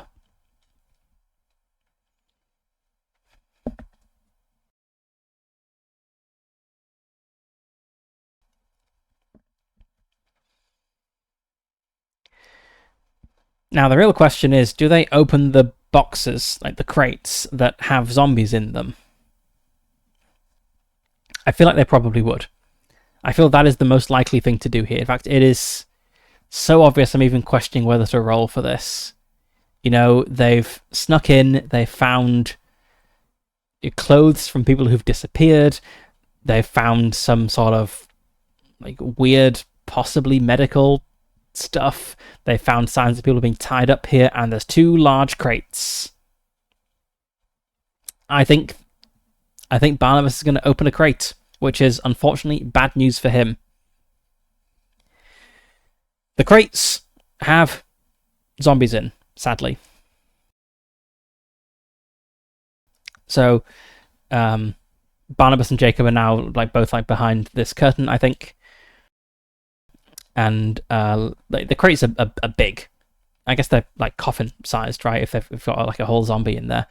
And so he kind of like moves towards one end, and like Jacob moves towards the other, kind of like stand, like hands poised, like gently gripping the lid. Barnabas like nods to Jacob, and they both like lift up the lid. And as they're like lifting it up, got a crate here with a lid that's being like lifted up. I'm sure my helpful illustrations are really add so much clarity. So they're lifting up this lid, and then in like dramatic horror movie fashion, a hand kind of sticks up, and like on the other side, like a hand like grabs the like edge, and a form starts to rise up from within the crate, and it is very obviously a corpse that is moving. So we have a little picture of them.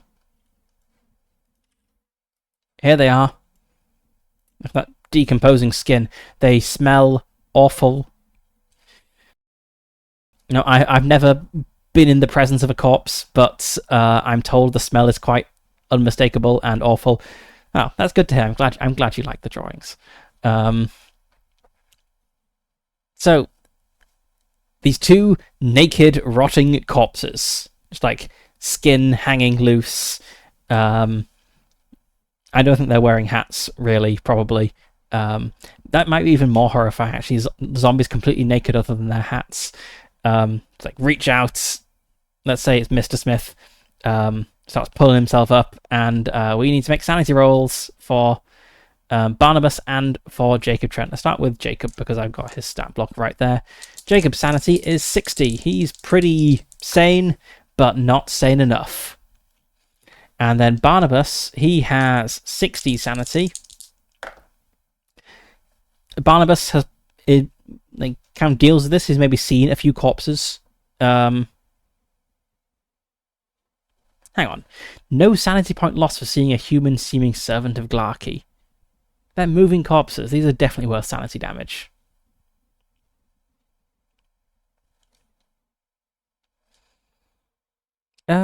Actually, hang on. No, maybe they don't look so corpse-like. It says here, okay, once a boss and his secretary on an illicit weekend trip from Kingsport, they suffered for their adultery in the worst possible way when they stayed at Squatters Lake Motel.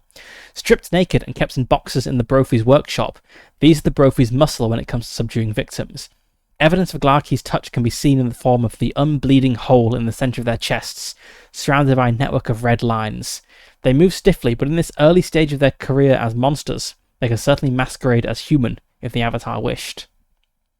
Okay, so I guess they don't see like a horrible corpse rising out of the crate. They see a naked man who has a bleeding, not even bleeding, just has like a hole in his chest. It's going to be worth some sanity loss, but not as much as seeing a zombie, I suppose. Let's look at the like guidance for like sanity costs of things.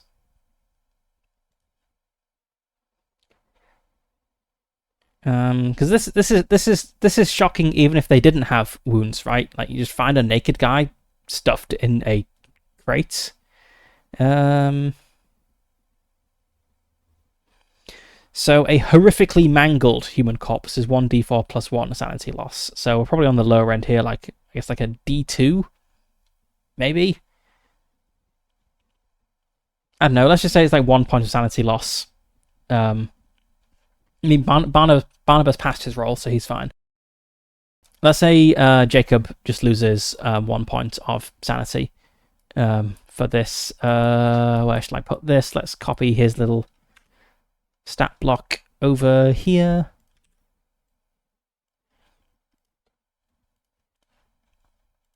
And we will indicate that he has 59 sanity. Right, so sanity. It's been a while since I played Call of Cthulhu. Wow. So this is definitely not enough to trigger a bout of madness. I think it just means he like gasps and steps back in shock, probably drops the lid. I think we actually have like yeah, there's even like a flowchart. I do like flowcharts. Oh, that's just a combat flowchart. Yeah, I have a sanity flowchart somewhere, but I guess it's a third-party thing. But yes, he lost some sanity, not a significant amount of it, but enough to have an involuntary action, which I think is, like gasping in shock and like stepping backwards and like dropping the lid of this box. So it just like slams down, like stealth lost. Barnabas, I guess, is still holding the lid at this point, but when it slams down, the other lid also begins to rise, and another form begins to emerge. How fast are these guys? They move at 6. So we could bust out the chase rules here. I'm not sure we need to. Jacob Trent is fast enough to just run away. I suppose we can try it out. So the way the chase rules work for Call of Cthulhu, apparently they're very good, but I've never quite got them to flow as well as they should, I feel. We start by making con rolls, which will adjust each character's move. And then based on like how different the cons, like the move scores are, we determine whether we need to actually play out the chase or whether it just kind of works. Right, so we'll start with Jacob. He fails his con roll. So his move drops down to, start a little list here. His move drops down to 7. Barnabas has 7 moves to begin with, I think. Yeah, his con is 45. He passes that, actually, so Barnabas is on an no change, actually, just also on a 7. Then we have the Smiths. I feel that they should get a penalty on this because they have to climb out of a crate before they can actually. I guess that just means they'll miss their first action in the chase. They'll be getting out the crate. Okay, Mr. Smith failed, so his move is 7. No, his move is 5. Sorry, and then Mrs. Smith also fail. No, ooh, their cons are really high. I totally missed that. Okay, they're both passed, so they're both on. Okay, everyone is moving at the same rate, which means the fleeing character escapes if their adjusted move is higher than their pursuer. If the pursuer's adjusted move rating is equal to or greater than that of the fleeing character, a chase is established and the chase rules are brought into play. Proceed with part 2, cut to the chase. Sure, let's play out a chase.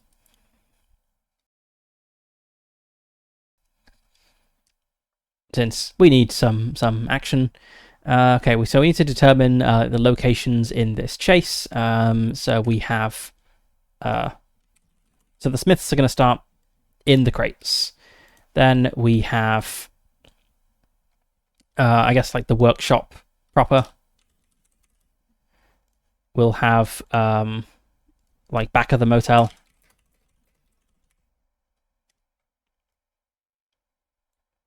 Actually, let's just put some blobs on here to indicate where our locations are. So we have like the crates, and we have the workshop proper. We have like the kind of back area of the motel. We have like the front area of the motel. And I guess we'll have like around the lake as well.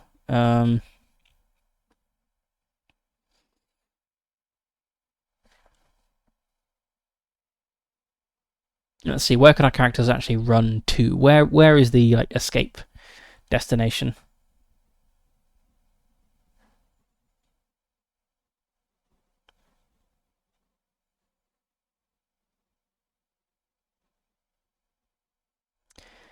I want to see how you escape, how you end. Where do you end a chase?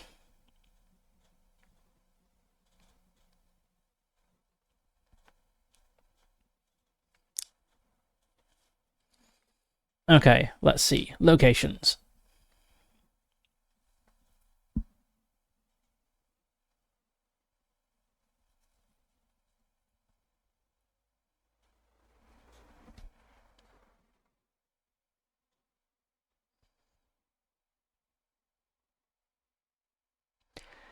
I think the idea is that the kind of end point of the chase is somewhere represents like getting away.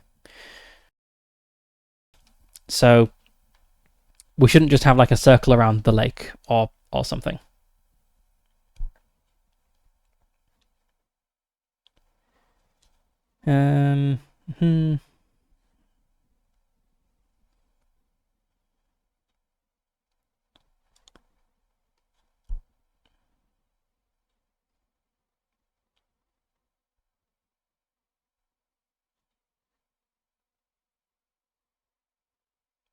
Yeah, I'm going to skip the chase rules. I hear they're really good if you can like get used to them and actually make them flow properly. But it's just a little bit fiddly, it feels like. So I guess instead, since everyone's moving at the same speed, let's have a dexterity roll, perhaps, to see if Barnabas and Jacob can kind of get out before the zombies get out of their crates. So if we fail this dexterity roll, we're going to have a zombie fight, which will be bad. Barnabas is pretty dexterous. The zombies are incredibly undexterous. So let's do opposed rolls. Why not? Everyone loves opposed rolls. They're very, very straightforward. Okay, zombie got a regular success. Barnabas got a hard success. So Barnabas is going to be able to, get away before Mr. Smith, let's say, emerges from the crate. And then we have Jacob, who has a 75 dex, also very fast. So we have a failure for, let's say, Mrs. Smith, and Jacob also failed. Okay. So they both failed. I guess I'll go with... I don't just want to like re-roll, so I guess we'll say that because Jacob's dex is much higher, he failed by the smaller margin. So I guess it's not like a completely clean getaway. But it is a getaway, so both Barnabas and Jacob will like burst out of here. The zombies following, and will run. Like they can't just like loop around the motel. I think they would realize that because the zombies will just follow them. It become like a Scooby-Doo chase. They're probably gonna like lose the zombies, so maybe they're like heading, let's say, like up north towards these trees, hoping to like lose the zombies in the trees. I think Barnabas can kind of make it to the trees fast enough that he is able to get out of sight of the zombies. But Jacob is being pursued. So let's have just a straight dex roll for Jacob now.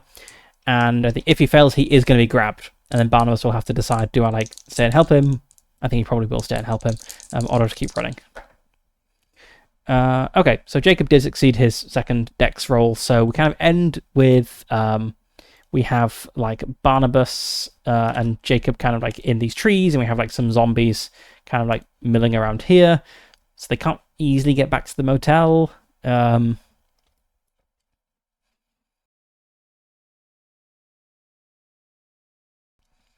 Yes, this has probably been going on for quite a while now, so I think Gus's argument with William must have come to an end by now.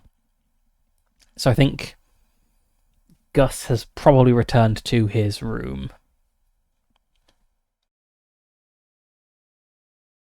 William is thinking, I need to kill these guys because they're annoying and also poking around.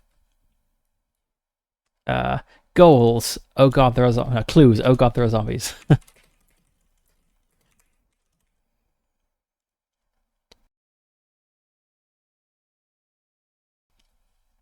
I'm surprised there's no sanity loss for seeing Mr. and Mrs. Smith in their like naked, wounded, never healing forms crammed in crates, but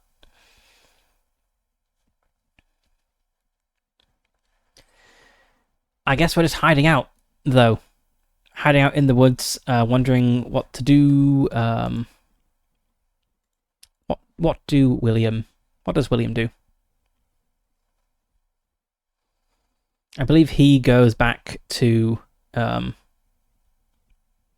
believe he does go check out the workshop at some point. Let's see.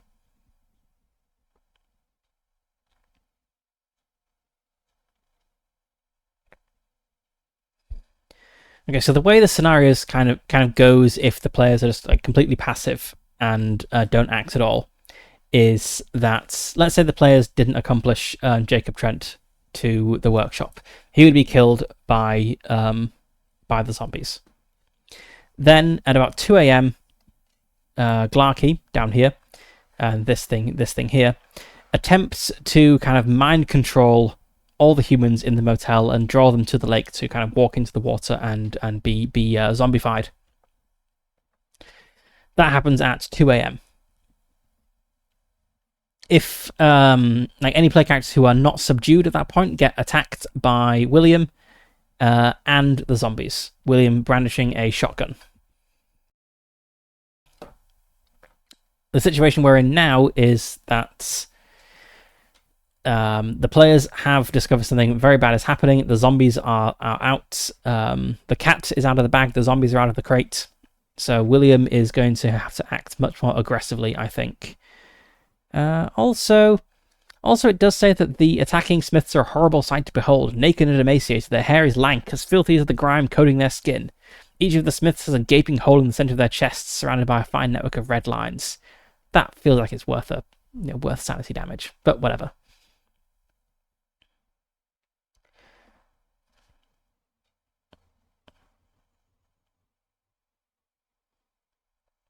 I think William probably knows what has happened because they're all kind of telepathically connected to Clarky. So he will hurry around to the workshop like moments later. Maybe he'll even be aware when the Smith zombies are woken up, start emerging from their crates. Yeah, let's go with that. Let's assume he is aware the moment the kind of stealth is lost. So if the argument with Gus, let's say the argument with Gus is going on at that point, so he just kind of like pushes past Gus and like hurries out around the side of the building. He sees Barnabas and Jacob just kind of like sprinting off to the trees, and the Smiths kind of following along. And I think he'll hurry back to the reception and grab his shotgun.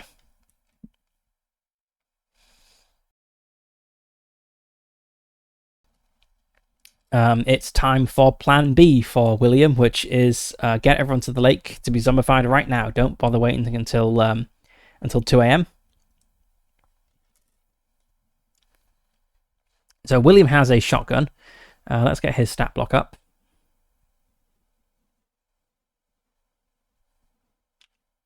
Just copy that in here.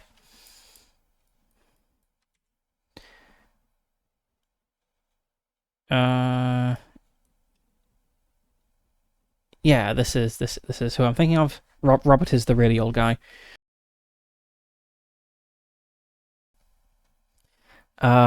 Robert can't really participate in this fight because he will be destroyed by sunlight. So he's just kind of hanging out inside. But William can. So William will come out with his shotgun, which we have on the stat block. That's very, very nice. And he will link up with the Smith zombies. Let's copy those out as well.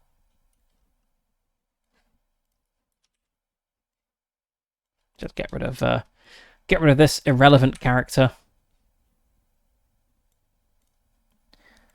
He will hurry out and join the Smith zombies, and then they will, I guess, like try to approach the trees to capture our brave Barnabas and Jacob Trent.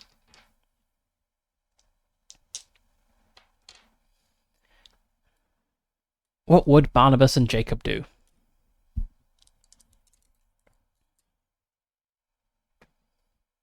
It's kind of a nightmare situation at this point. I guess Barnabas has got his gun out now. Does Jacob have a gun? Jacob does not have a gun.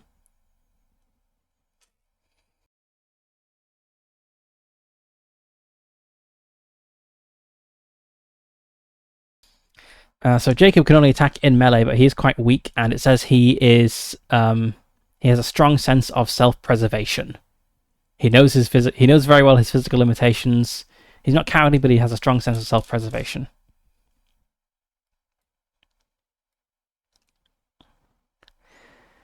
I think, let's see.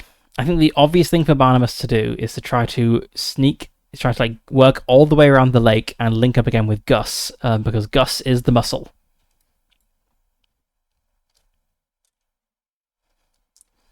I doubt he's like arranged like a bird call code or something in advance, so he'll just have to go for it.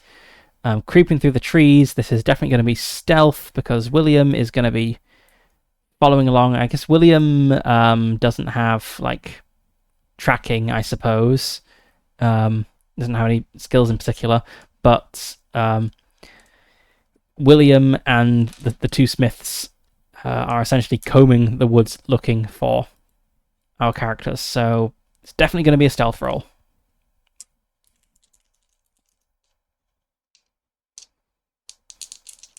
Which is unfortunate because Barnabas isn't incredibly stealthy. But it worked in that case. Okay, let's say over like the next hour and a half. Slip back into GM voice.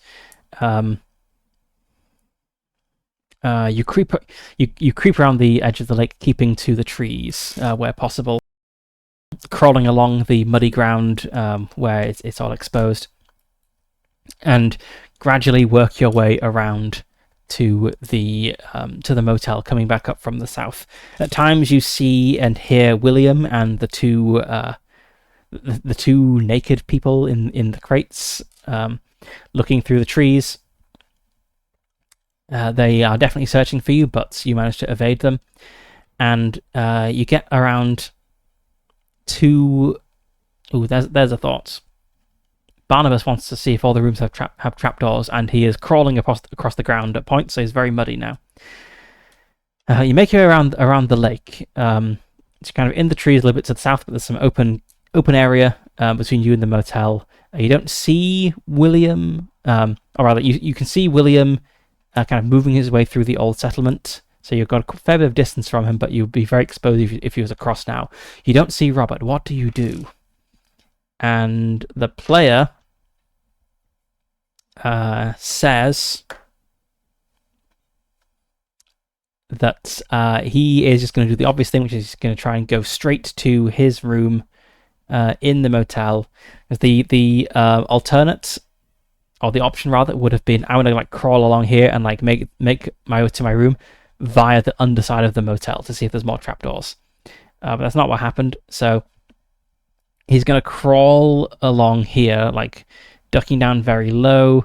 I'll probably get like very close to the road, actually. Trying to make his way along.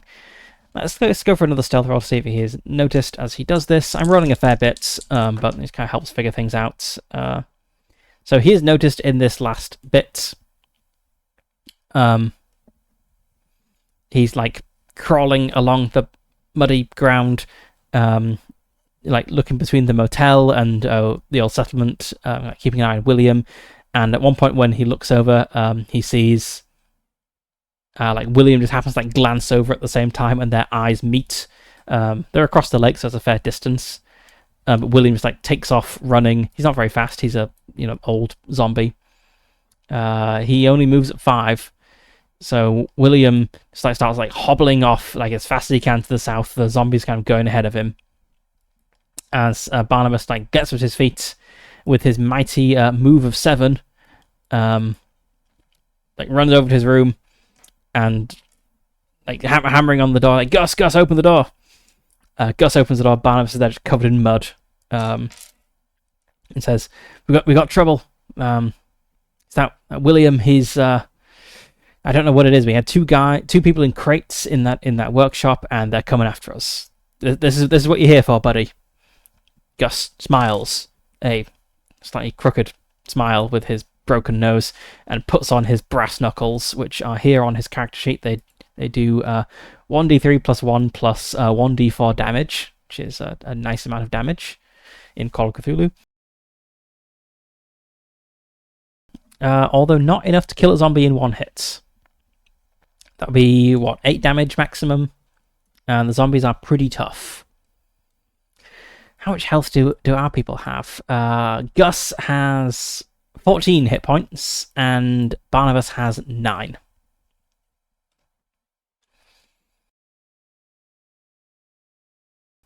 Okay, so Barnabas is like, no time to explain. William's coming after us. He's got a shotgun. He has 2 people with him. Don't really know what's up with them. They're maybe drugged or something. They were, in that workshop. They're completely naked. They've been following us around the lake. They've definitely been disappearing people.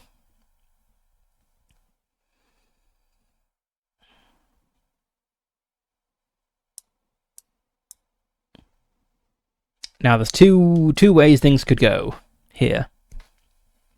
We could decide we have to solve this problem ourselves, in which case we stay and fight, or we could decide we've kind of learned enough of what happened, it's time to go report to the authorities. But again, it's not very Call of Cthulhu. I think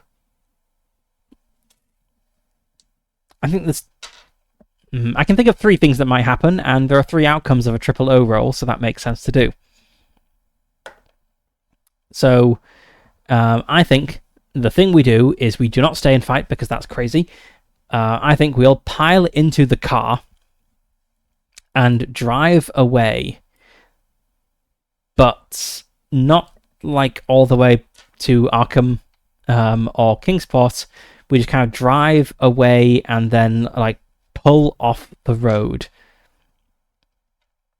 So what Barnabas is thinking is we'll make them think we've left, and then we'll kind of come back later and try to figure out what happened with Jacob. Like they've probably killed and robbed him, but we've got to get proof before we go back to his father.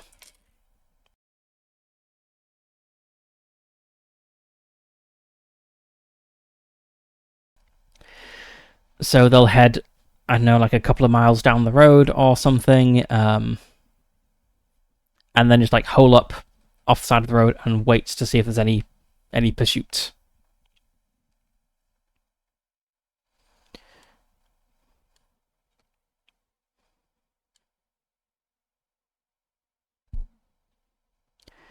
Sometimes these scenarios suggest what would happen if if the players run away. I mean the enemies aren't gonna just kind of abandon the motel like immediately. I think what the bad guys are going to do is they know the jig is up now, so this isn't a safe place anymore. So what the bad guys are thinking is we have 2 other people in the motel. We need to zombify them like as soon as possible, and then get the hell out of here and set up either like lay low or maybe set up somewhere else. But the 2 people in the motel, those can be zombied. Let's say it is getting into like evening, like night at this point. So like it was like 9 p.m. the whole thing kicked off at the workshop, and this is like autumn, I said.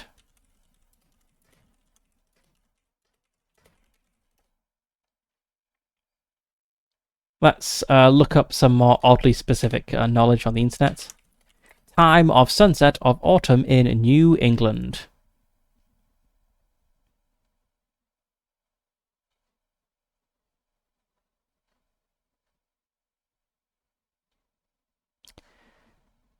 Okay, let's see. October sunset time in New England. Okay, right. So actually 7 p.m. is around sunset. That makes sense. Breaking into the workshop as it starts to get dark.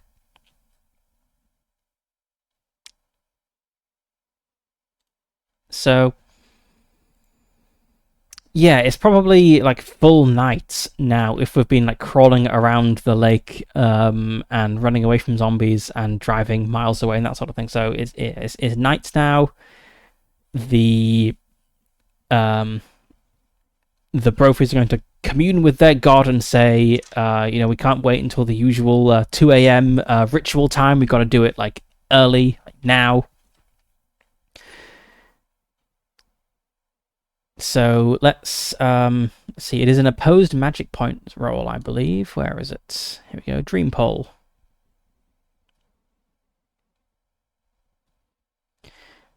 Take the avatar's magic points minus the target's magic points and roll that number or less. Okay, so the avatar is very magical. Here's what it looks like. What a friendly creature. It has only 28 magic points. That really doesn't feel like a lot at all.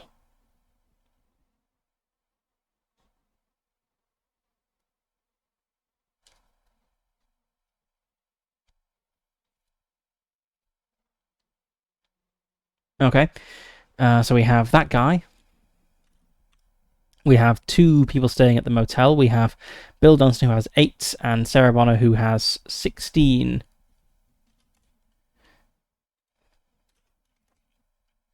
Okay, well, let's see if the avatar manages to get either of these. Unlikely, actually. So we'll start with Bill Dunstan. Needs to roll a 20 or less. Nope. Okay, and Sarah Bonner is a 12 or less. No. Okay, so it doesn't manage to, like, hypnotize either of them. I guess that's why there aren't many zombies, if it has such a low chance of succeeding. It just needs to kind of keep trying night after night after night.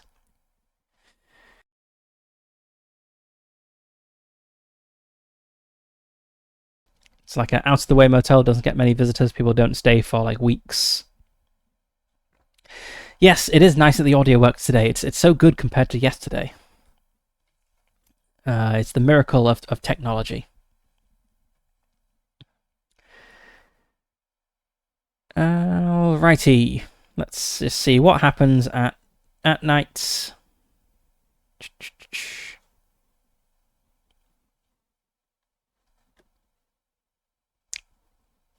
I did skim through all of this, but it was yesterday.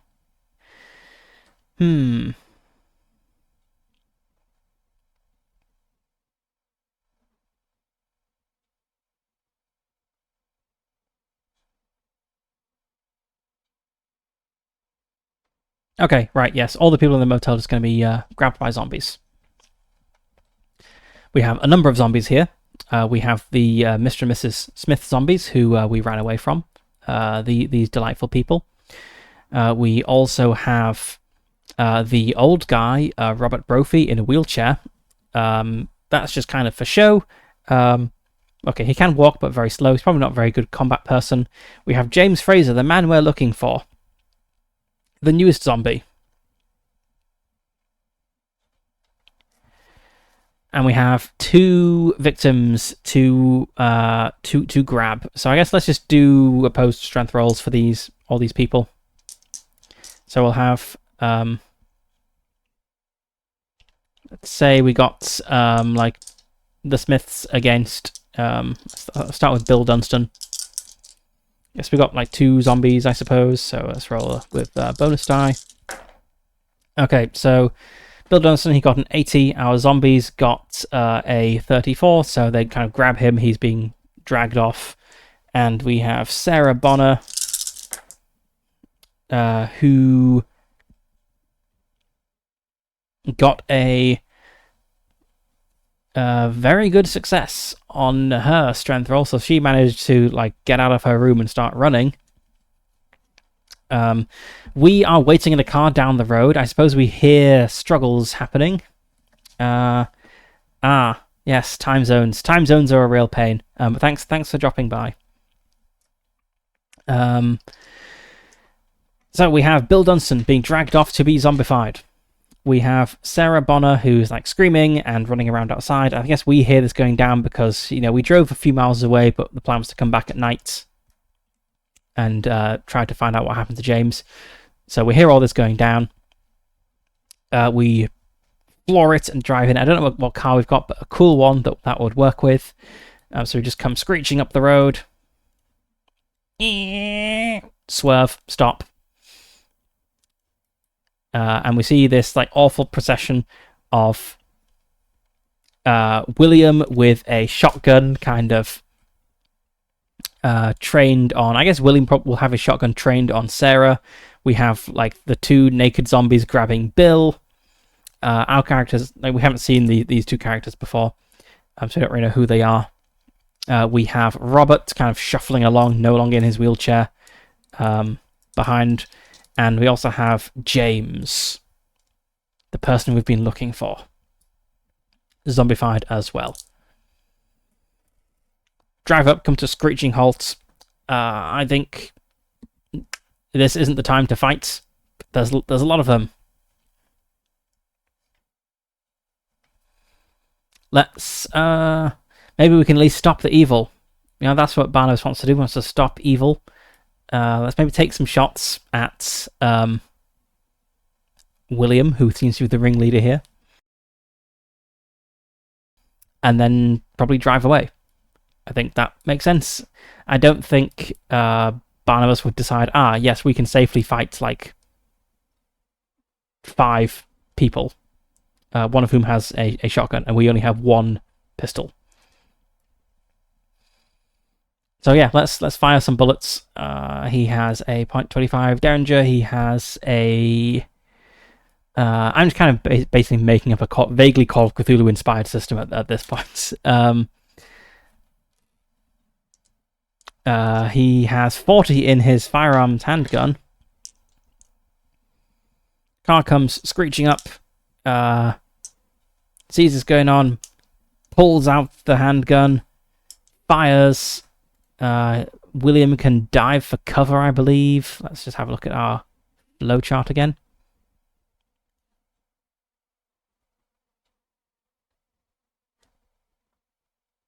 Yeah.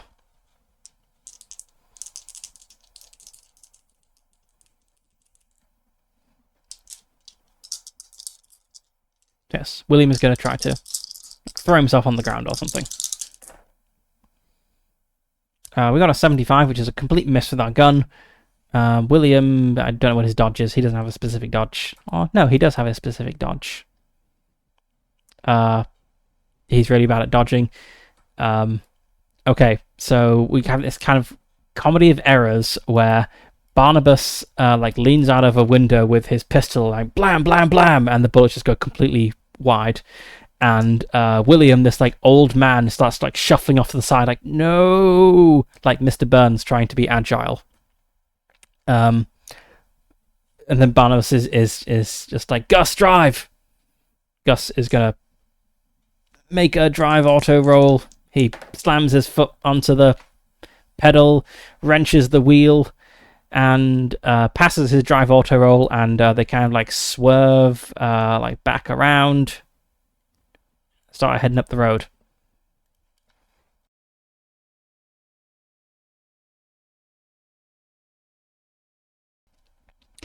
As they're driving off, Barnabas says to Gus and Jacob Trent, who is with us in the car, and that was James, right? You saw him. He passes the photo back to Jacob just so he's sure. He's like, yeah, that was him. But what was wrong with him? He was all messed up.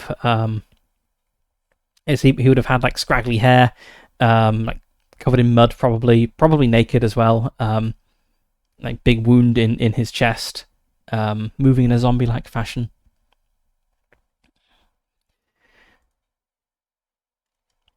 So yeah, something's definitely wrong with James here. But I think they decide he's sided with these guys for whatever reason. So there's nothing we can do. So it is back to Arkham to, I think, tell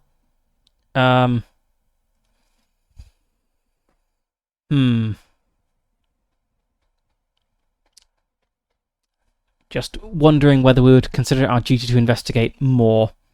What's Barnabas's personality? He is indebted to Gerald Fraser and has been close to the family for a long time. I wonder if that means he might be inclined to try to pursue this even further.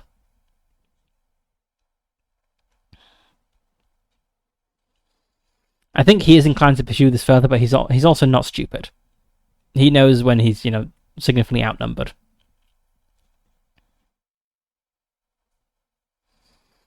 So, there's buying into the genre when you're playing Call of Cthulhu, but there's also, you don't have to play a character as a moron.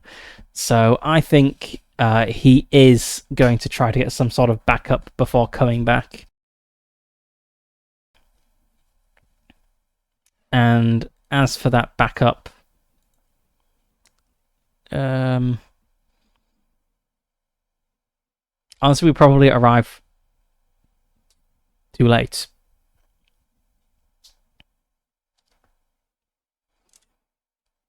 Probably the earliest we could get police here is the following morning if this is happening, late at night. He could call in a few favors, get some police to come. But when they come in the morning, I think they'll find the motel abandoned. There'll be an investigation. Some bodies will be found, some cars will be found in the lake, but there'll be no sign of James or the Brophies. And Gerald, who hired us, will pay to keep this all hushed up. I think that's what happens. So at the end of all little Call of Cthulhu scenarios, you get some sanity rewards or penalties depending on how badly things went. Here, I think we did okay. Sort of. So we rescued a victim. We have rescued Jacob Trent. That gives us 1d6 sanity back. I'm not really going to bother working that because we didn't actually lose any sanity. We did not thwart the Brophy's plans of future victims, so we don't gain sanity there, but we also don't lose any. We did not destroy the avatar of Glarky, but we also didn't have any indication that it ever existed. And we did not flee without saving anyone. So, a mixed success. We were sent to find out what happened to James Fraser. We found that he's maybe been drugged or hypnotized or something. And is part of some sort of organization run by a pair of weird old men. But we were unable to help. The opposition was too great. Maybe if we had like a third player character and all three had guns, maybe things could have been different. And when we came back with backup, there's no trace of where they'd gone.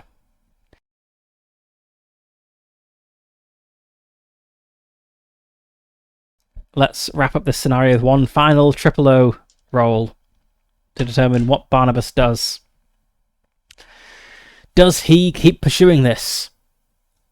Does he consider this like a personal failing, and he like stays on the case even when all hope seems lost? I think that is the obvious thing to do.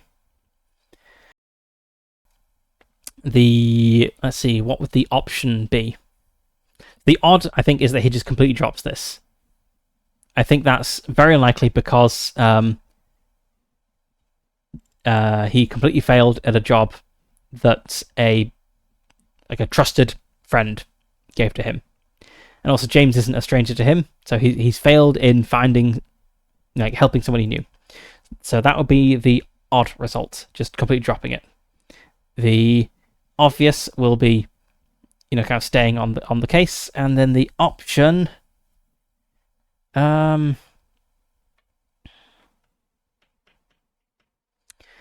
guess the option, which is the 2 or 3 result, the option would be he stays on the case, but he takes kind of different tack. So he took one of the metal spines. So maybe he kind of tries to stay on the case by focusing his attention on that, getting like a forensic analysis of it, and thinking like, if I can figure out like what this is, where it came from, maybe I can get a lead from that. So let's roll and see what he does. I'm gonna roll 2 dice and pick my favorite, as it suggests in Triple O you could do. Okay, so we have either the obvious, he just kind of stays on the case, like maybe goes back to the motel and combs over the area, looking for anything that was missed. We also have the option, which is he really goes all in on this metal spine. Honestly, both options seem kind of fun. They both lead to this guy becoming a Call of Cthulhu investigator, just through different routes. So I'm going to say he kind of does both. Maybe he's got like a contact in like a police forensics department or something who he sends this spine to. Let's have a little epilogue for him.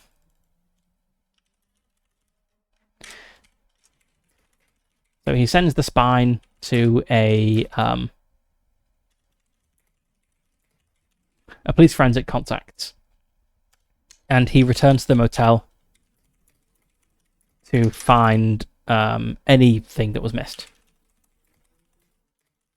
any clue that might indicate where they went. And let's just figure out where this goes. So the spine, I believe, researching it essentially reveals it is something unearthly, or it's not like anything that has been seen before.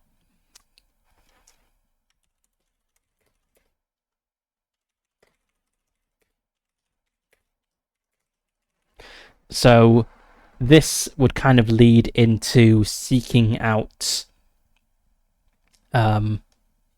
like more esoteric knowledge. Let's see. So it's like nothing seen before, but it has some biological elements to it. So this then leads to like consulting with biologists, and ultimately, I think if he really sticks with this, leads to occult investigators.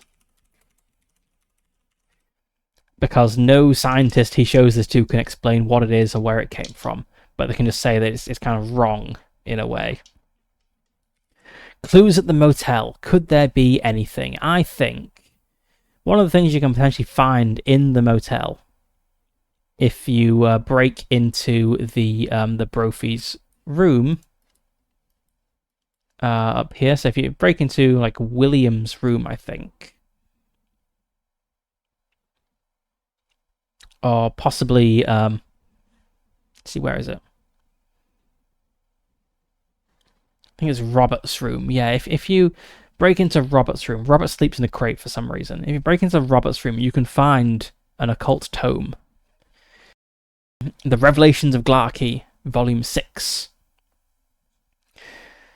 So this is Volume 6 of a 9-volume series, and it discusses the cult of Glarkey's duty to spread Glarkey's influence across the globe.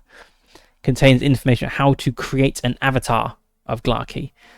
I think it's fun if they leave this book behind when they flee because they're just in a hurry.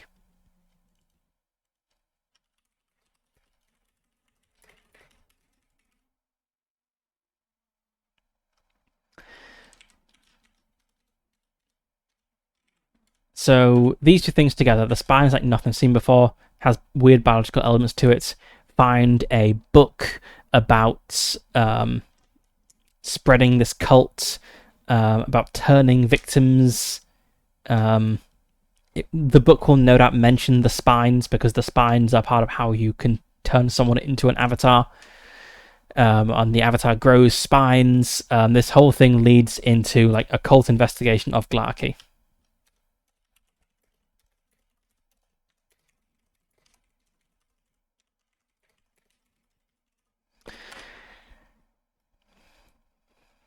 Which ultimately leads to Barnabas becomes a Call of Cthulhu character.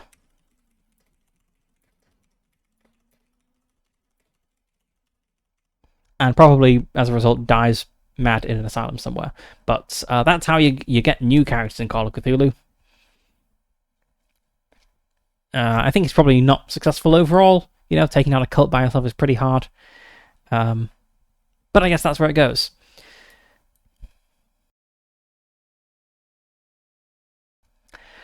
Alright, I feel we didn't use Triple O very much, but it does say you're not really supposed to, you know, you just kind of roll when it's appropriate. Like it even says somewhere, wherever it is. Yeah, how often should I roll? You don't need to roll for every character action.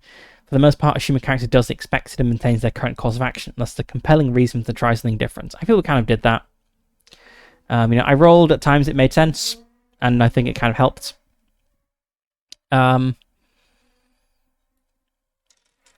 It makes sense as a tool to keep around. I could imagine using this like in a non-solo game to help me decide what an NPC does. Right? Like, say the players are, let's say, let's come up with an example off the top of my head.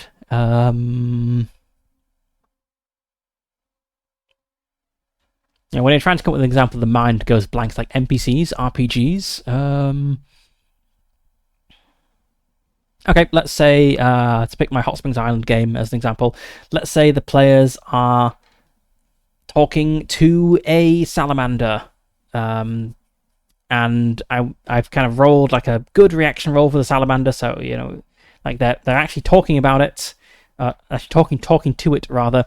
And I want to know, like, how does the salamander treat these guys? And the salamanders in Hot Springs Island, they're kind of bullies. They're very competitive. So the obvious is probably that it challenges them to a game of some sort, like skipping stones across magma or whatever. But it could also, try to like recruit them in some scheme. That might be the option, and the odd might be like, hey, you guys are cool. You should come to our party at the volcano that happens every new moon. And I rolled a 4, and the salamander like proposes some sort of contest and is very like offended and upset if they don't go along with it. So I think it could be useful in group games as well.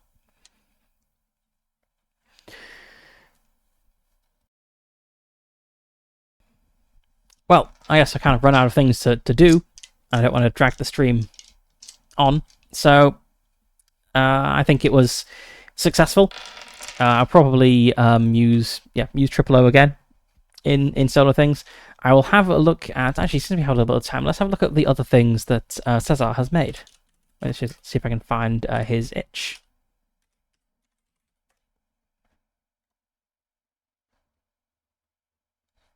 Let's have a look. What do we got? We have Triple O. What if Mouse Ritter but Iron Swan? Huh.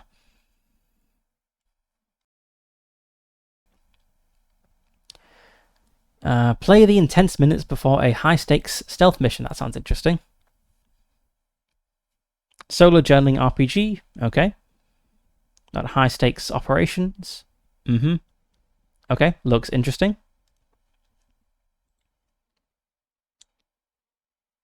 Let's just skim through, see how many like solo things does he have. So, see, this is presumably solo. Got an Oracle Zine. Oh, Against the Wind. I saw this. This has been on my list to check out for a while. I didn't realize it was by the same person. Yeah, I'm definitely going to check this out. So I don't really know the details of this. I read like a review which said it was like an interesting. It's a solo game. I love this art. I will definitely be checking this out then. But yeah, okay. So this person has done. Let's see, this is also potentially solo, 1 to 3 players. This one solo. What is this?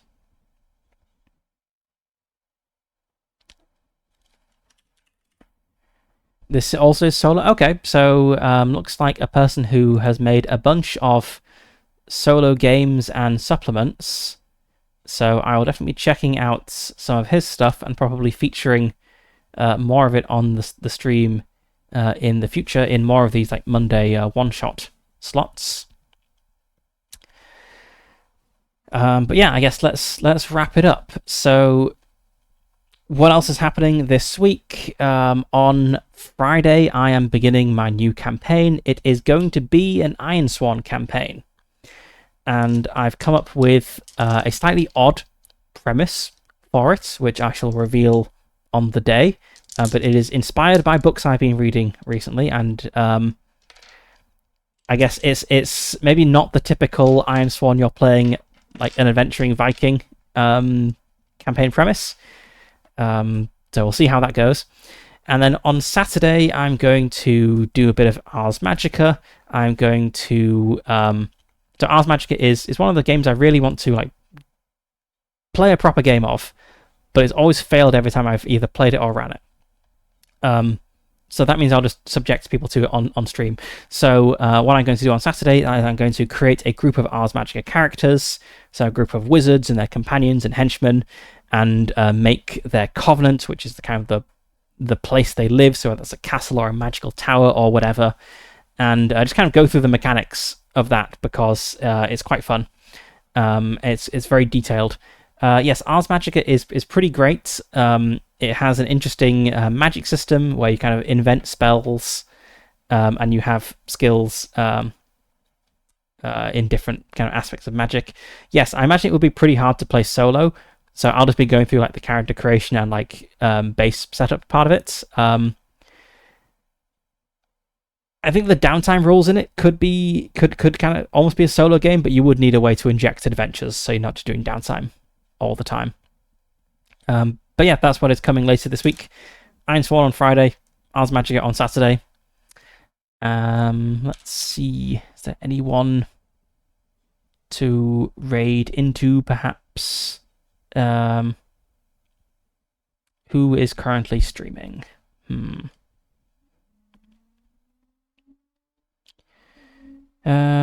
We could, let's see.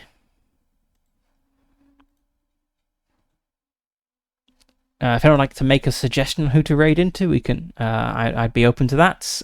If not, could possibly raid into Dice Queen D, who often does tabletop stuff. But any suggestions for a raid target?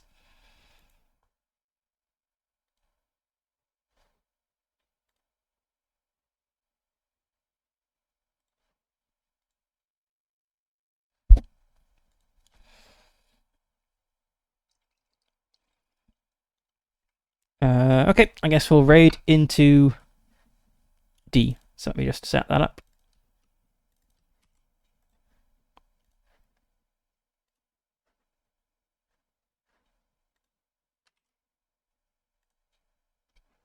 Currently playing Echoes of Ironcrad, which I do not know what that is. Some sort of video game.